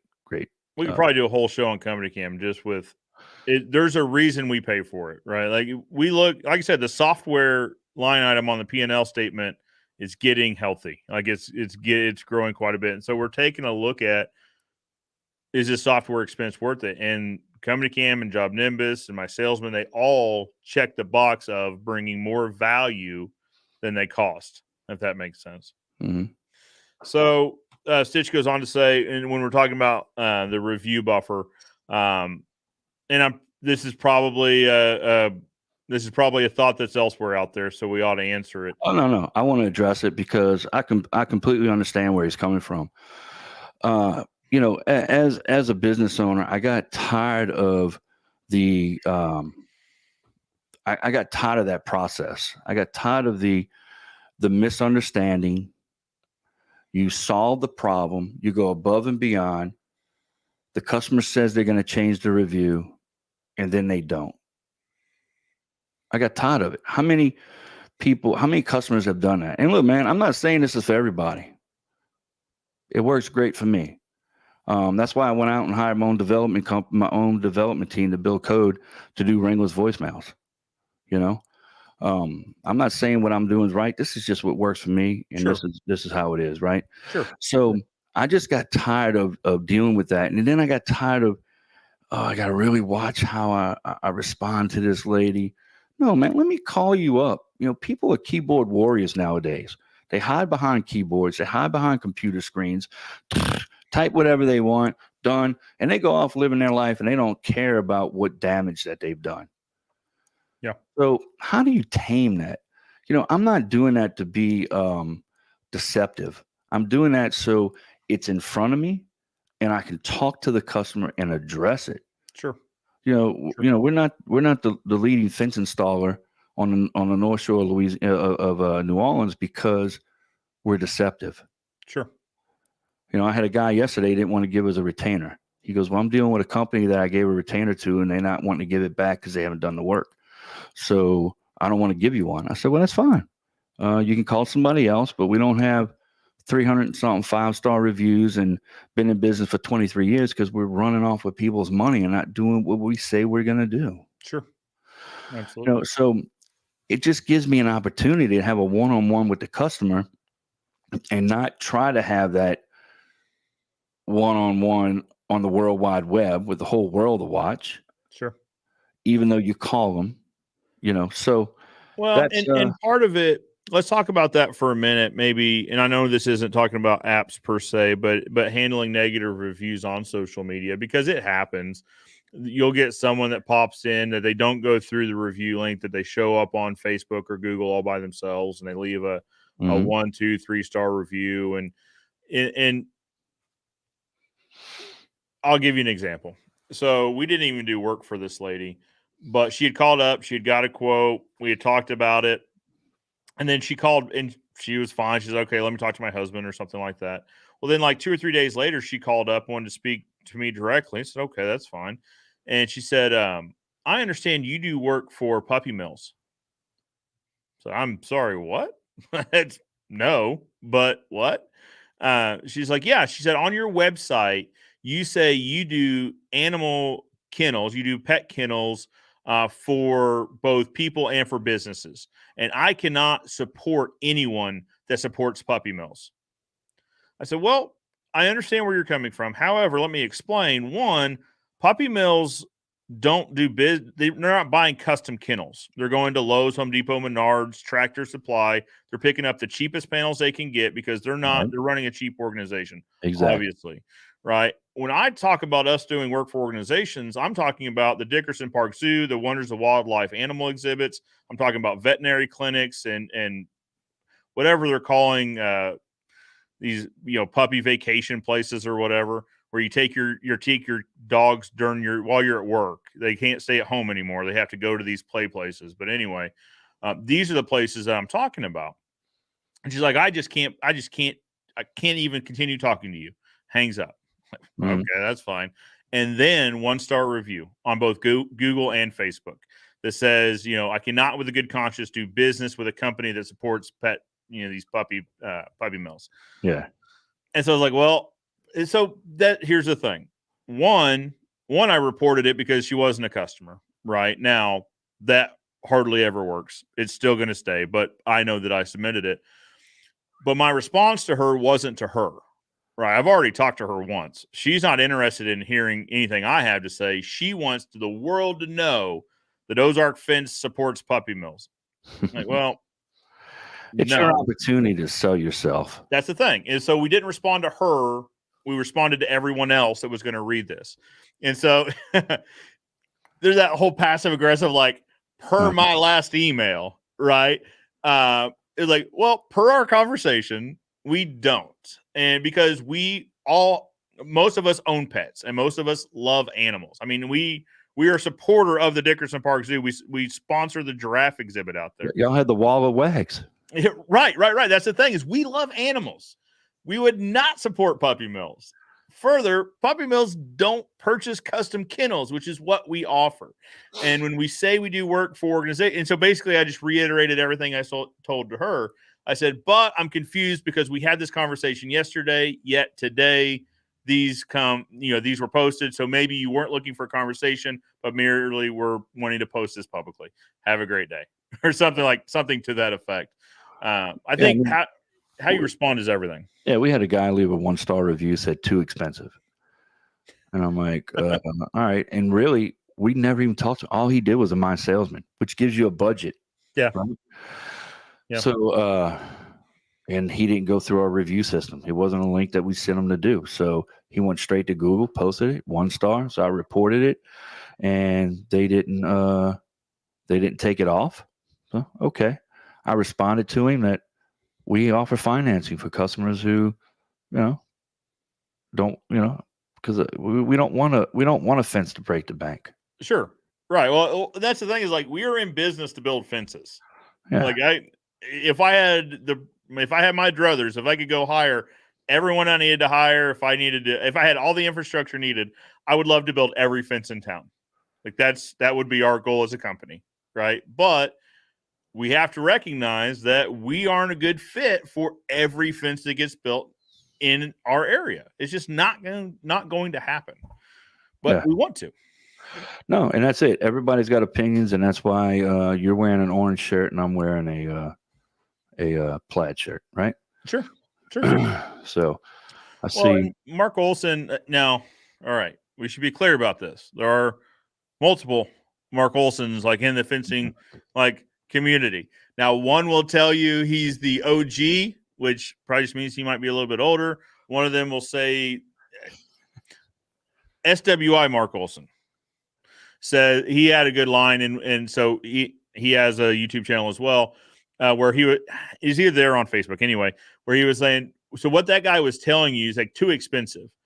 Like when I read that, I just read it was too expensive for me. Yeah. And that's fair. Like everyone has their own budgets, but don't feel negatively towards me because I didn't meet your budget. I was just outside your budget.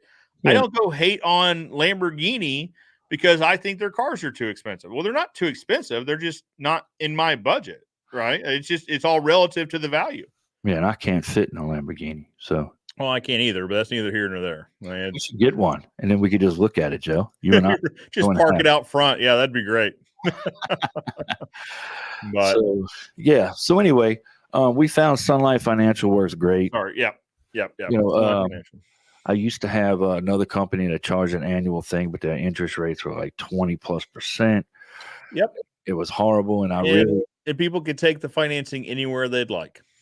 Exactly, and I literally sold maybe 5 jobs a year with them. Yeah. And I took the money that it cost to have the service and put it in my marketing on my P&L, because it was more of a marketing tool. People called us because we had it, you know. So Sunlight Financial works great, man. They even have options where there's no dealer fees, you know. Okay. They do have dealer fees, and some things don't. Depends on what you want to offer. Right. Depends on the plan. Yeah. It's great, man. You just go through and activate whichever loans you want to have available. Some have dealer fees, some don't. Some have better interest rates, some don't. And they even have home improvement max for people that don't have the greatest credit. Granted, those have dealer fees and higher interest rates. Sure. Well, it's all pricing and risk, right? That's what financing is pricing and risk. Yeah. Tell me how it integrates with JobNimbus. How does you said they integrate, and JobNimbus promotes them. How do they integrate with JobNimbus? If I pull up a customer in JobNimbus, then I click on their job, because we do everything by jobs. It'll be when I go into the financials where you do all your estimating, collecting the payments and all that good stuff. At the very top, it says offer financing. You can click it and it auto fills everything. Interesting. Yeah. Auto fills everything for you. And then all you got to do is click email the customer. And then it emails the so when you say it fills in everything, so it gives you like an estimated monthly payment sort of thing? Yeah. Okay. And then once they get pre-qualified, then at that point you go into the Sunlight's portal and you hit, email loan, or you can do in person or by email. And we always do in person. It gives us an opportunity to talk to the customer, explain what it is. We have an SOP, standard operation procedure that we go through, and we let them know, hey, there's no prepayment penalties. This is a no-brainer. Sure. There's no prepayment penalties. So if you're waiting on your income tax return, you're waiting on your Christmas bonus, or, whatever the case might be, or if you're having to wait for your insurance company to finally get you a check that you got to take to the bank and then wait 3 weeks to clear, let's get the process going now. And when you get the money, pay it off in 2 months. Right. Perfect. Prepayment penalty. Yeah. That's great. Right. So then and this is just a question. So do you then tell them, so it pre-populates all this and it gives you whatever the estimated monthly payments. So do you include that in your proposal, that estimated monthly payments would be X, or you wait for them to ask? So what we do is we used to do, they have a they have a project calculator. Okay. So I used to, my estimator would go in and take the total of the job and put it in for what would be the lowest, like 120 months or something. It goes up to 50. Yeah. So it might be 180 months. So that'd be the lowest, right? Then he'll do the 10-year, and then he'll do the 5-year. So, and of course it goes up in price. Right. And we would send that PDF along with our estimate. Well, you know what happens? Well, you know what? I really don't want to do the capping on the front, and I want to change that double gate to a single gate. And so now the price changed. So now my guy's having to go in and redo everything. So my good buddy, old pal, Cannon Johnson's in the comments right now with Jackson Fence blowing them up. Yeah. He gave me this idea, which let me grab real quick. All right. And this is on my website. We made a quick reference sheet. Okay. So basically, this has, if the loan's $2,500, $3,500, $4,500, $5,500, what it would cost for the 5-year. What is it? Love it. 60 months, 120 months, 144 months, 180 months. So we just send this document with them. So then they can go, okay, well, first my project was 9,200, so it's going to be around this, but now it's 11,500, so it's going to be this. I like that a lot. And then I like that a lot because you could say in the email, like in the proposal email, like we also offer financing. I don't know if that's an interest or not, but if it is, I've included the worksheet because what I found, we used to talk about financing some people get very defensive about financing. They're like, what? Well, you assume I can't pay for this, that I need financing. It's like, well, no, people use financing for all sorts of, I could have went and bought my truck, but I financed it because I can use my money smarter than sinking it into a truck. You could probably use the money that you have smarter than sinking it into a fence. It's options I'm giving you. Yeah. But, yeah. Well, if you go to the Fence Kings YouTube channel, you'll see we have a video that we just had made. It's one of those explainer videos. Yeah. Nice. And we don't even use the F word in it. Financing. I like that. We use promotion. So okay.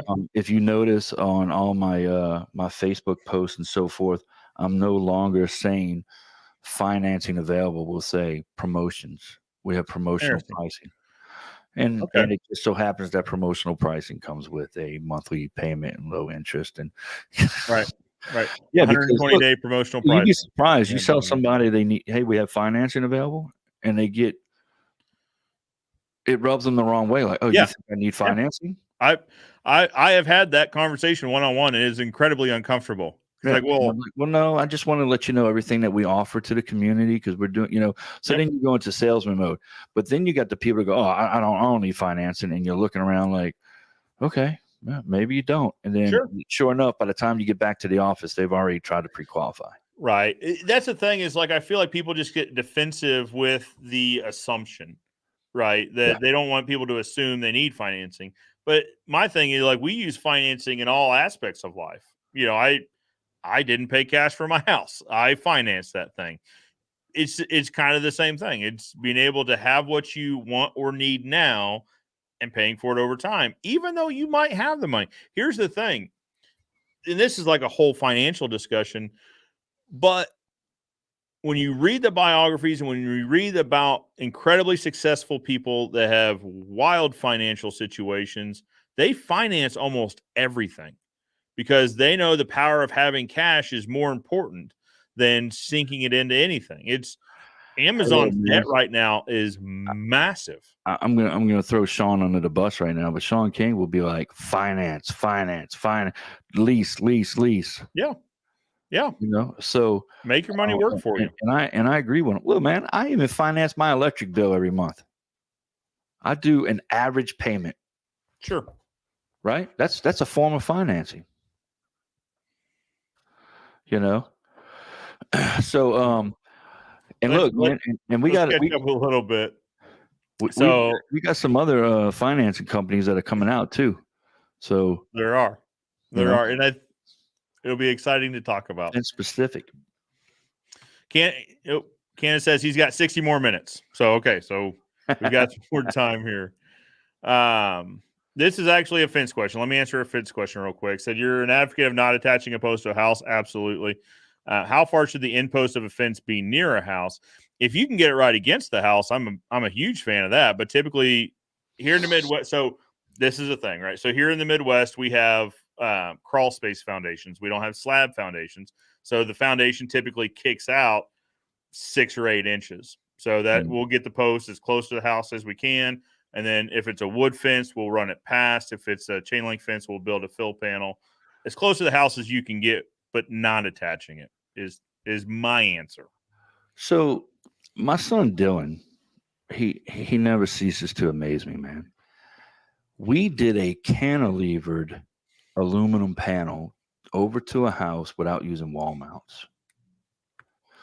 So I'm looking at this picture in company cam, and I'm like, what the hell am I looking at? What kind of magic is this? Like, I'm like, it's not sagging. You know what I'm saying? I'm like, what? What he did was he pulled the rails out, the pickets out, used a line post, let the rails go all the way through the house, and then slid the pickets back in. It looked amazing, Joe. I was like, where did this kid come from? He's not mine. Yeah, so I like that a lot. But I will tell you this: in Florida, and don't ask me how I know this. Just trust me on this. I don't want to get into all that. But in Florida, the storm just came through. If the fence was attached to the house, they'll pay for the fence in full. Is that crazy? Yeah. So it's all on how your homeowner policy. So a lot of times, and it probably depends on the region. So I've seen that in the comments that if it's not attached to the house, it's not an accessory of the house. Like it's a standalone structure, like a shed. The sheds are treated differently than houses in terms of what they're insured for. This whole channel is about just me giving my opinions, right? So one guy's opinion. I've seen here in our area, I've seen fences damage more houses than I've seen storms take out fences, right? So if we were in an area like Florida where storms are incredibly common and the fence is more likely to get taken out by a storm than it is to damage the house, I would probably have a different opinion. But, and look, and you could use a simple L bracket, metal L bracket. That's it. Yeah. Is that crazy? And just But you might have an issue with your termite people. You know? Well, that's the thing is there's also a vapor barrier on these houses. On most modern houses, there's a vapor barrier. So you've run this screw through the siding into the stud. Hopefully you found a stud and you're not just like randomly attaching it into siding. But you've also penetrated the vapor barrier. How are you making that right? Right. So are you using epoxy? Are you backing the screw out, epoxying, and then running the screw in to try to seal it? Is that going to work? I don't know. Yeah. But hey, do me a favor, Joe. I got back on track. Hey, the FedEx man's here. Read Sean's stuff. I'm going to mute you real quick. Okay. Yeah, you got it. All right. Sean said, here we go. Cash is trash and put it to work and leverage. So put your funding to work instead of sinking cash into vehicles that are a depreciating asset. Doesn't make a lot of sense when you can, especially as a business, when you could put that money into inventory, or you could put that money somewhere that would then serve you rather than just cost you over time. Cash is a tool and needs to be used, and I couldn't agree more. Let's see. Dan, you can also do a cantilever section with a solid top rail on an aluminum as well. Good to know. Huh. You're not going to believe it's been delivered. Papa says, thanks, Joe. I'm planning on redoing my fence in the spring, summer next year and using Postmaster Post per your recommendation. I think that's an incredible idea. I think you'll be happy with that. Do you have any tips as to building a fence where each post is at an angle to another post, not 90 degrees or 45? I'm not sure. Each post. I'm not sure I can picture that. Each post is at an angle. So maybe it's like curving, I guess, is what we're trying to do. Around a pool deck or something like that. We're trying to put a curve in it. I mean, I could see like a corner post, like wanting to cut a corner, but where each post is at an angle, I can't really picture that. I mean, really all you're going to do is take your post and cut the angle in half, right? So you're going to face that to where both sides meet the post equally. I would. So if you're at a 45, then you would cut the 45 in half, place your post there. Both your 2x4s would come in equally, would be one way of doing it. Yeah, Sean's got a great comment, man. He's got that template. We love that template. Yeah. Yep. Well, but Sean, I think he's talking about using Postmasters. Talking about Postmasters? Well, yeah, because he said he's going to build spring, summer next year and using Postmaster Post. Or maybe I'm assuming these might not be related comments. Maybe I'm assuming they are. I don't know. But look, man, if you need to go, Sean King, Mr. Fence Tools, sells kits to where you can make those a little bit wider as well. Hey, man, guess what I just got delivered? What'd you just get delivered, buddy? I can't turn my monitor anymore. I love it. You see all those signs? You got some fence goodies. So what is today? Today's Saturday, right? Yep. I ordered that Thursday. Lickety split. Isn't that something? OZFence.store. What we got? OZFence.store. MFL 15. That's right. That's right. MFL Little 15 promo gets you code. 15% off your entire order. Yeah. And you ordered more than $150, so shipping was free. That's right. And I ordered that Thursday before noon, maybe? Yeah. Yeah. If it's before 4 Central, it'll ship same day. Yeah. As long as it's not like a holiday or something weird like that. That's pretty awesome. So That is Eric over in shipping. So shout out to Eric. thank you, Eric. So All right, look, so we're making our way through this list. yeah, we're at Sunlight Financial. You said it was an hour. I But know. put you in an hour each software. Yeah. So we'll be here till 10 o'clock. Sure. My next thing is I use a company called iCheck Gateway. It's my payment portal. iCheck Gateway. Okay. I mean, I came in this morning. I had 2 customers that had signed their agreements last night and paid me already, and nobody was even here. So we use iCheck Gateway. It's a great payment portal. If you go to fencedishyard.com and go to make a payment, you'll see what I'm talking about. You can do an ACH, a credit card. We also have Venmo and Cash App. Nice. We use Venmo and I'm sorry, it's my wife. We use Venmo and Cash App as a free option for customers to pay us. Okay. You know, when they click on Venmo, it says, "Hey, we offer this as a free way for you to pay. If you mark this as a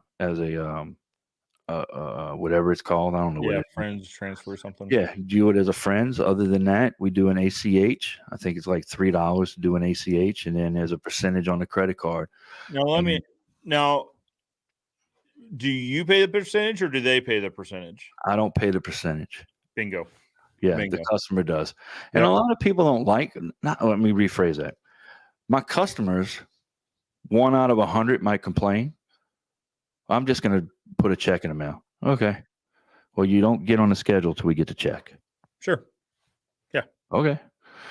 But a lot of people will say, and I'm not talking customers, just people, friends of mine, acquaintances. Oh man, I can't believe you do that. Okay. Well, why don't you go ahead and try to pay your electric bill online right now? Yeah. Or get a ticket to the concert or exactly. Or get They're all charging you a fee. Absolutely.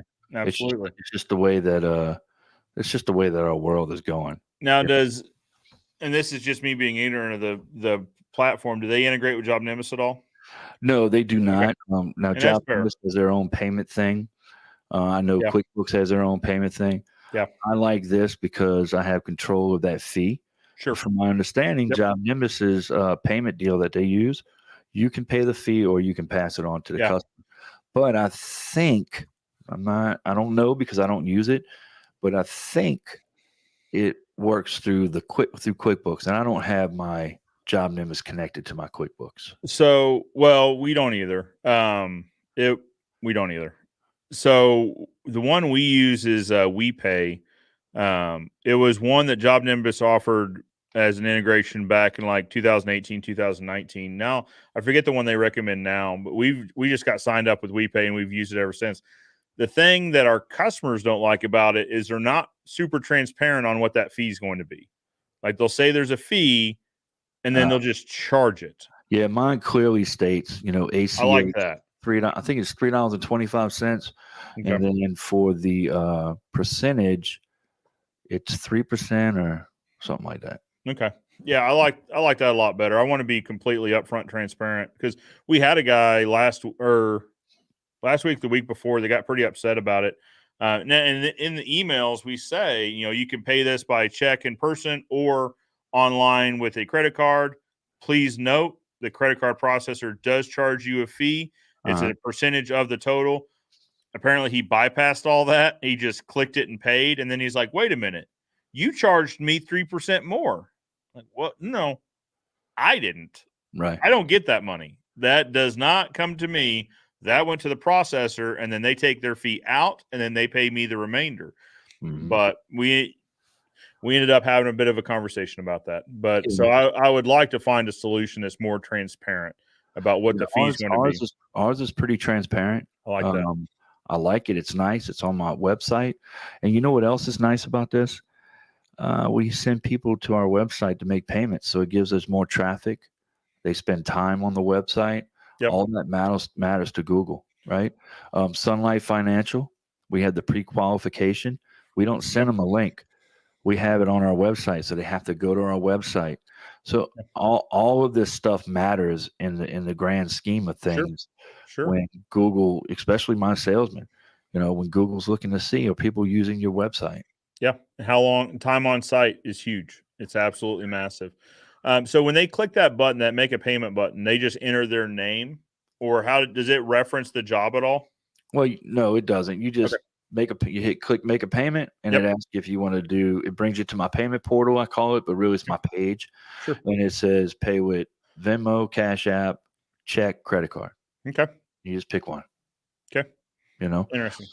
So then you see on the back end, you just see a payment comes in from this person for this amount. Yeah. So we just get an email, a transaction, and I've already got it set up to where that email is forwarded to Job Nimbus. So I get 2 emails. I get one from my check gateway, and I get one from Job Nimbus going, "Hey, these people paid," because it's so then it searches the name. Then it's set up. I don't know. Right, searches last name. Yeah, and it finds it. So it's pretty awesome, man. Nice. Yeah, I'm gonna check that one out. So this next one is and this is the last one we're going to talk about, guys. So Cannon, you can stop texting me. Anyway, this next one really is a lead capturer. Okay.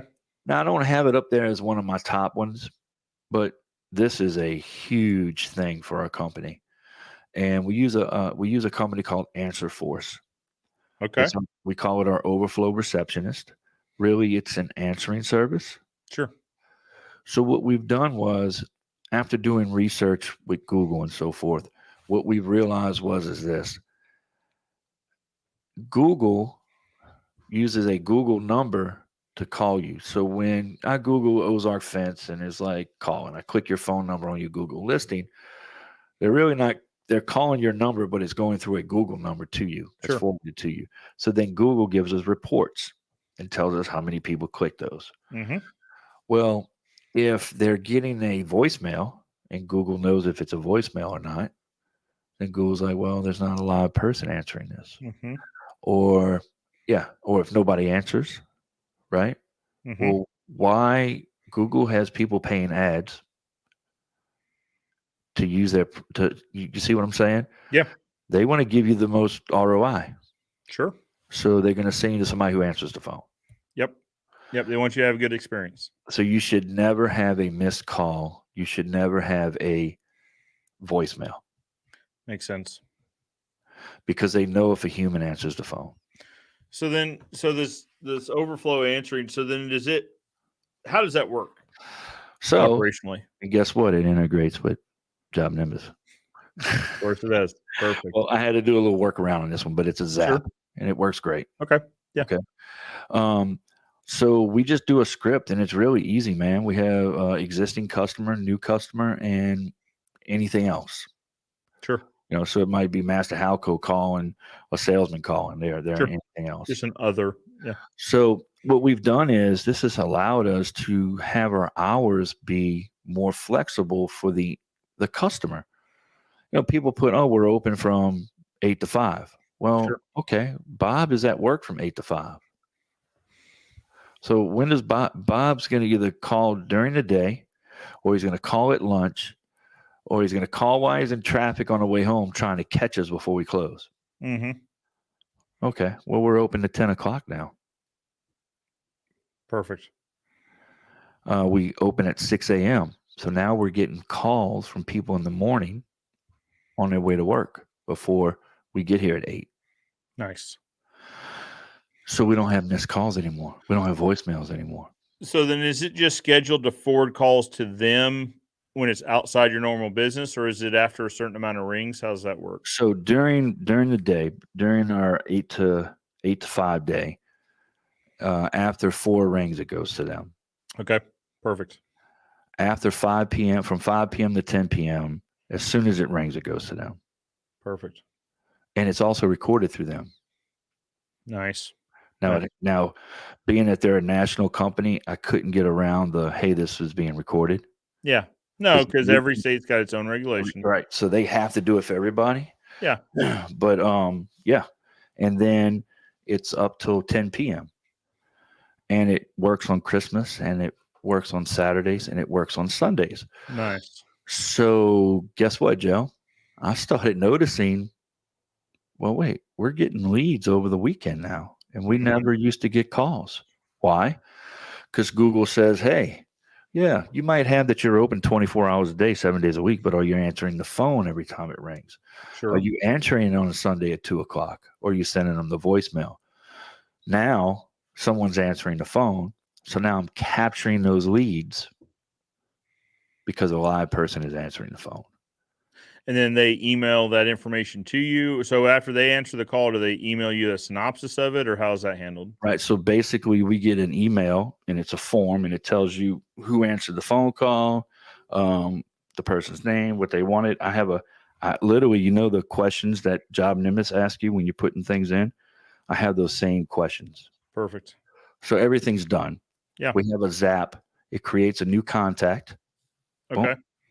Right. And guess what? There's an automation to it saying, hey, sorry, our overflow receptionist caught your call. As soon as we get back in the office, we'll give you a call back, and they get a text message. Perfect. And that answer makes sense no matter whether it's a customer or a vendor rep or whomever. Right. And we do the same thing with my salesmen. When they drop into Job Nimbus, there's an automation that says, hey, we received your online tool. Go ahead and click this link to learn more about Fence King, and it's our Google listing link. Nice. If they do an online form, same thing. We received your online form. Someone will get back to you during working hours. Click this link to learn more about Fence King, and it's our Google listing. I like that a lot. So we've got it all covered, because once I grab that lead, that's it, man. Sure. Yeah. Once it's in this, it just has to get in the system. Joe, we literally have a column on Job Nimbus called Just Stop. And every customer goes in that column, and it hits you every 30 days for the first year. And then it goes to every 60 days for the second year, every 90 days for the third. I am still going to remind you that Fence King is here until you just man, just stop. Interesting. Yeah. And then we take you out, So really, answer for us should have been at the top with capturing leads, because capturing leads is important. Sure. Oh, absolutely. Not everybody can afford or want to or needs an answering service. Sure. That makes sense. Your size. That's why I put it down at the bottom, but it is a very, very important tool. Absolutely. So, and we have plenty of others, and a lot of these things have been, initiated. Sean King is the reason why I use Crew App, and just stuff like that. One of the reasons why I use Job Nimbus is I heard you talk about it. My assistant found it through Pink Callers. It just so happens I kind of got all that stuff together, but really I've grabbed it here and I've grabbed it there. And, it's like Dylan. How did Dylan know to cantilever over that aluminum panel? He probably saw a TikTok or something on it. Right. Did it, and he's like, hey, we're going to try it. Absolutely. Like the Westbrook rip. Well, right. Well, and this is the rising tide raising all the ships. Mm-hmm. Yeah. Right. This is that we all kind of pick and piece from each other and add it into our businesses as it makes sense, so that we all get better together. Yeah. I love it. So those are all great companies that we use. There's other ones out there that can do the same exact thing. Sure. These just work for me. And this helps the Fence King do what it's got to do. And I think that's important to say. We talk a lot about Job Nimbus. We used Job Nimbus, and then we left for about 6 months while I tried a few others, and then I quickly came back because I realized what it was and what the others weren't. There are others out there. Absolutely. These are just ones that work in your situation, and they could likely work in other situations. Yeah, definitely. And then this is, if you have a service industry, you're probably, I think, what's the CRM that starts with an H? Not Jobber. It's like Hubbard, or I don't know. But you want to know what's HubSpot? That's it. Guess what's so Job Nimbus? They use HubSpot's CRM. Interesting. Think about it. Job Nimbus is for contractors. HubSpot's for a company that's doing service. Yeah. So the CRM company uses another CRM Sure. because it's they have industry specific CRMs. Oh, absolutely. And you find the one that's right for your business. Because I mean, you mentioned Jobber, and that one comes up for guys that are just starting out or just splitting off or whatever it is they're doing. They're in the beginning of their growth cycle. They probably don't need Job Nimbus because Job Nimbus is a massive tool. Like it does a ton, but it is a ton, right? Like there's a lot to it. There's a lot to get it going. Now, they're also creating templates and they're also making it easier. But for someone just starting out that just simply needs an invoicing software, it's probably a bit much for that, right? But so I say all that to say it probably depends on what season of life your business is in also. Yeah, I mean, look, for the record, man, I didn't start using Job Nimbus until I was a one-man band working out of notebooks with a highlighter system. Okay. Yep. And I was doing 800,000. That's when I got a CRM. Sure. Makes sense. I should have got it a little sooner.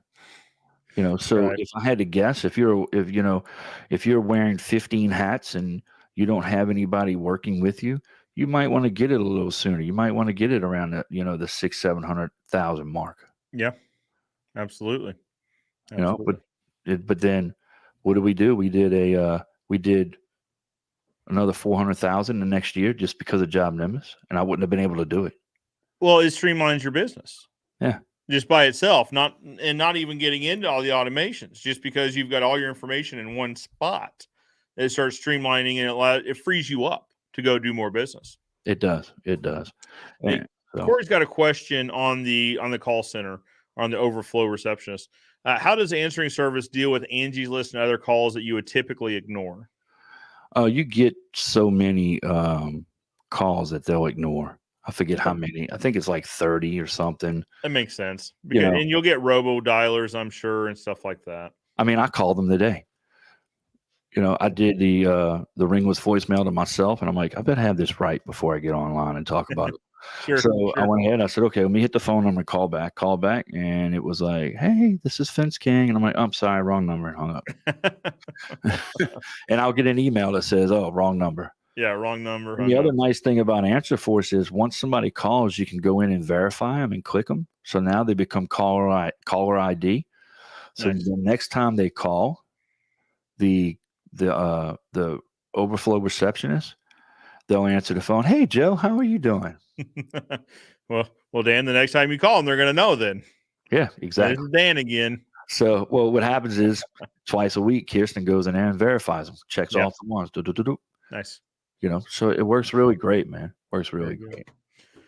Well, Dan, let's start landing the plane a little bit. We've talked about a lot. We've covered a lot of territory here. And we have safely we might as well have kept with the original format of 2.5 hours, because this is usually when we would start landing the plane on a 2.5 hour show. So that's good. But here's the thing, right? Is we talked about this a little bit this morning when we talked about like, hey, it's an hour, but if it goes over, it goes over, because the content should dictate the length of time, right? You shouldn't spend an hour talking about a 5-minute subject, but we probably wouldn't have done service to this subject if we had tried to cram it all into an hour either. So exactly, it's as long it takes as long as it takes. It does, man. And hey, look, I really appreciate you having me on here. Of course. I love your show, man. I started watching it a long time ago. And Joe, you've been kind of one of the pioneers in this thing. There's a lot of things at Defense King that we've been a trendsetter in, and setting trends is tough, man. You're plowing a road and you're over here. It's like, you're going through the jungle and you're knocking down the path, and then the people behind you are just like, oh, this is nice. Right? Well, that's what you did for Cannon and I when it came to podcasting and sharing with us the equipment you used and how we needed to do it, what we needed to do. And, here I am doing the same thing with software. Yeah. Right. Absolutely. So we're all in this thing together, man. Yeah, it's great, man. I really appreciate what you've done for the podcasting, YouTubing. Not really podcasting, but YouTubing. Yeah. Podcast, I jumped on that really late, and it's just it's almost the same thing though. It's just you can't see us. Sure. Yeah. When Ken and I do our phone calls, man, we're like kicked back in our chairs talking. Sure. We found that if we do it through a platform like this where we can see each other, we have a better quality phone call. Sure. Because he can be, he'll be talking and I'll be like, and he'll know to wind it down because I have something to interject. And if I don't, I just sit there and listen. We're talking on the phone, man, recording the call. Yeah. Leads to a more conversational show. Yeah, absolutely. So Dan, where can they find the My Fence Life show? We talked about it during the show, but to wrap it up, where can people find you? You can find us basically just go to myfencelife.com. Everything's there. You can find a link to our Facebook Live. We go live every Wednesday at 6:30 Central p.m. Central. If we're lucky, usually we're late. We're known for being late, but hey, guys, if you like the page, you'll get an alert when we do go live at maybe 6:40 or 6:37 or whatever it may be. Also, you can find us on 27 different podcast platforms there, whatever one it is. That's unreal. That's awesome. Yeah, isn't it crazy? And then you can go to our YouTube channel from there. Benji takes and he uploads the videos. I think every couple of weeks he uploads, refreshes them. Nice. And then we also do Job Nimbus sponsors a portion of our show called Breaking News. Yeah. And if it's got a decent little link and video to it, we'll post that. But of course, you got to keep rotating those because those links don't live forever. Sure. But there's a lot of information on our deal. Our sponsors are all on there, all our partners. And we also have an online forum that you can go on and say, hey, I want to hear about this. Hey, I want to be a part of the show. I'd like to come on. I have something to interject and help raise the tide, right? Oh, yeah, absolutely. That's all we're trying to do. That's every one of us. I mean, it's the group is growing, right? Of people in social media talking about fence. And that's what we all kind of have the same mind, is that we're trying to help the industry as a whole. Because I mean, we have future generations that we'd sure like to be in this business for years and years to come. Mm-hmm. So we're trying to make the industry in and of itself better. Yeah, we got some great things we're going to be doing together at Fence Tech. I'm looking forward to that. Operation Stampede. Yeah. Talked about that. That was the meeting we were in yesterday. If you guys watched the show, it was probably a month and a half, 2 months ago. Matt came on to kind of break the news of what Operation Stampede is, and that's what we were talking about yesterday in the meeting. We're going to interview. I don't think the names are released yet, but they're biggins. They are the quiet giants or the silent giants in the industry. The guys that are doing mega business. Yeah, business that we can't even wrap our heads around, right? That Matt threw around some numbers yesterday in revenue, and I was like, that makes my brain hurt. Like trying to compute the zeros in this too. But I was just kind of like, wow, okay, all right. There's some massive names in there. I don't even know how this is way out my realm, right? Yeah. Well, that's the thing is I was like, so they're interesting. So they're 100 times bigger than we are. Interesting. I can't imagine 100 times the problems. You know what I mean? I'm hoping Matt knows those guys' personalities well enough to go, okay, these guys would mesh good with, this guy or that guy. Because my personality is a little different than most, but I hope he did it well. It's going to be great, guys. So we're going to be doing interviews with giants in the industry from the My Salesman stage at Fence Tech 2023 in Oklahoma City. It's going to be huge. If you're there in person, you're going to want to come hang out, watch the interviews live. We're also going to be broadcasting them live, and they'll be recorded and put out into the social medias properly. But if you're going to be at social media, if you're going to be at Fence Tech, then you need to be there for sure. Yeah, it's going to be great, man. I'm looking forward to it. So can't wait. Hey, look, you tell Sarah said hello. I will. Yeah, man. I think next time I'm going to get me an orange jumpsuit. I'm going to wear it. Have like prison numbers on it. Well, that's okay. That's if you wear orange, that is the big comments that come out in the beginning. I haven't seen them much lately. The first couple years, it was all about an escaped inmate because, by golly, I've got tattoos and I wear orange. Like, well, okay, you're right. I guess I don't know, But those comments have weaned off in the last year or two. So I don't know about all them tattoos, man. I don't know. I'm not even going to get into it. It's to each their own sort of thing. That's it. Right. All right, man. Well, we'll sign this thing off. Maybe we should do the old Mark Olson. Have a dang good day. A good dang day. No, that's not what we say here, Dan. We say, for now, guys, I appreciate you tuning in. It's been 2 hours and 20 minutes, and I appreciate every minute of your guys' attention. As always, if you're listening on the podcast, if you've made it this far, thank you. You can watch us live most every Saturday, starting at 10 a.m. Central. Most of them aren't 2 hours and 20 minutes. We try to, if the content is worth it, we will stay, but usually they're a little bit shorter. Guys, I'll see you guys next week. For now, I'm Joe Everest, the fence expert, reminding you that good fences make good neighbors. And I'll see you next week.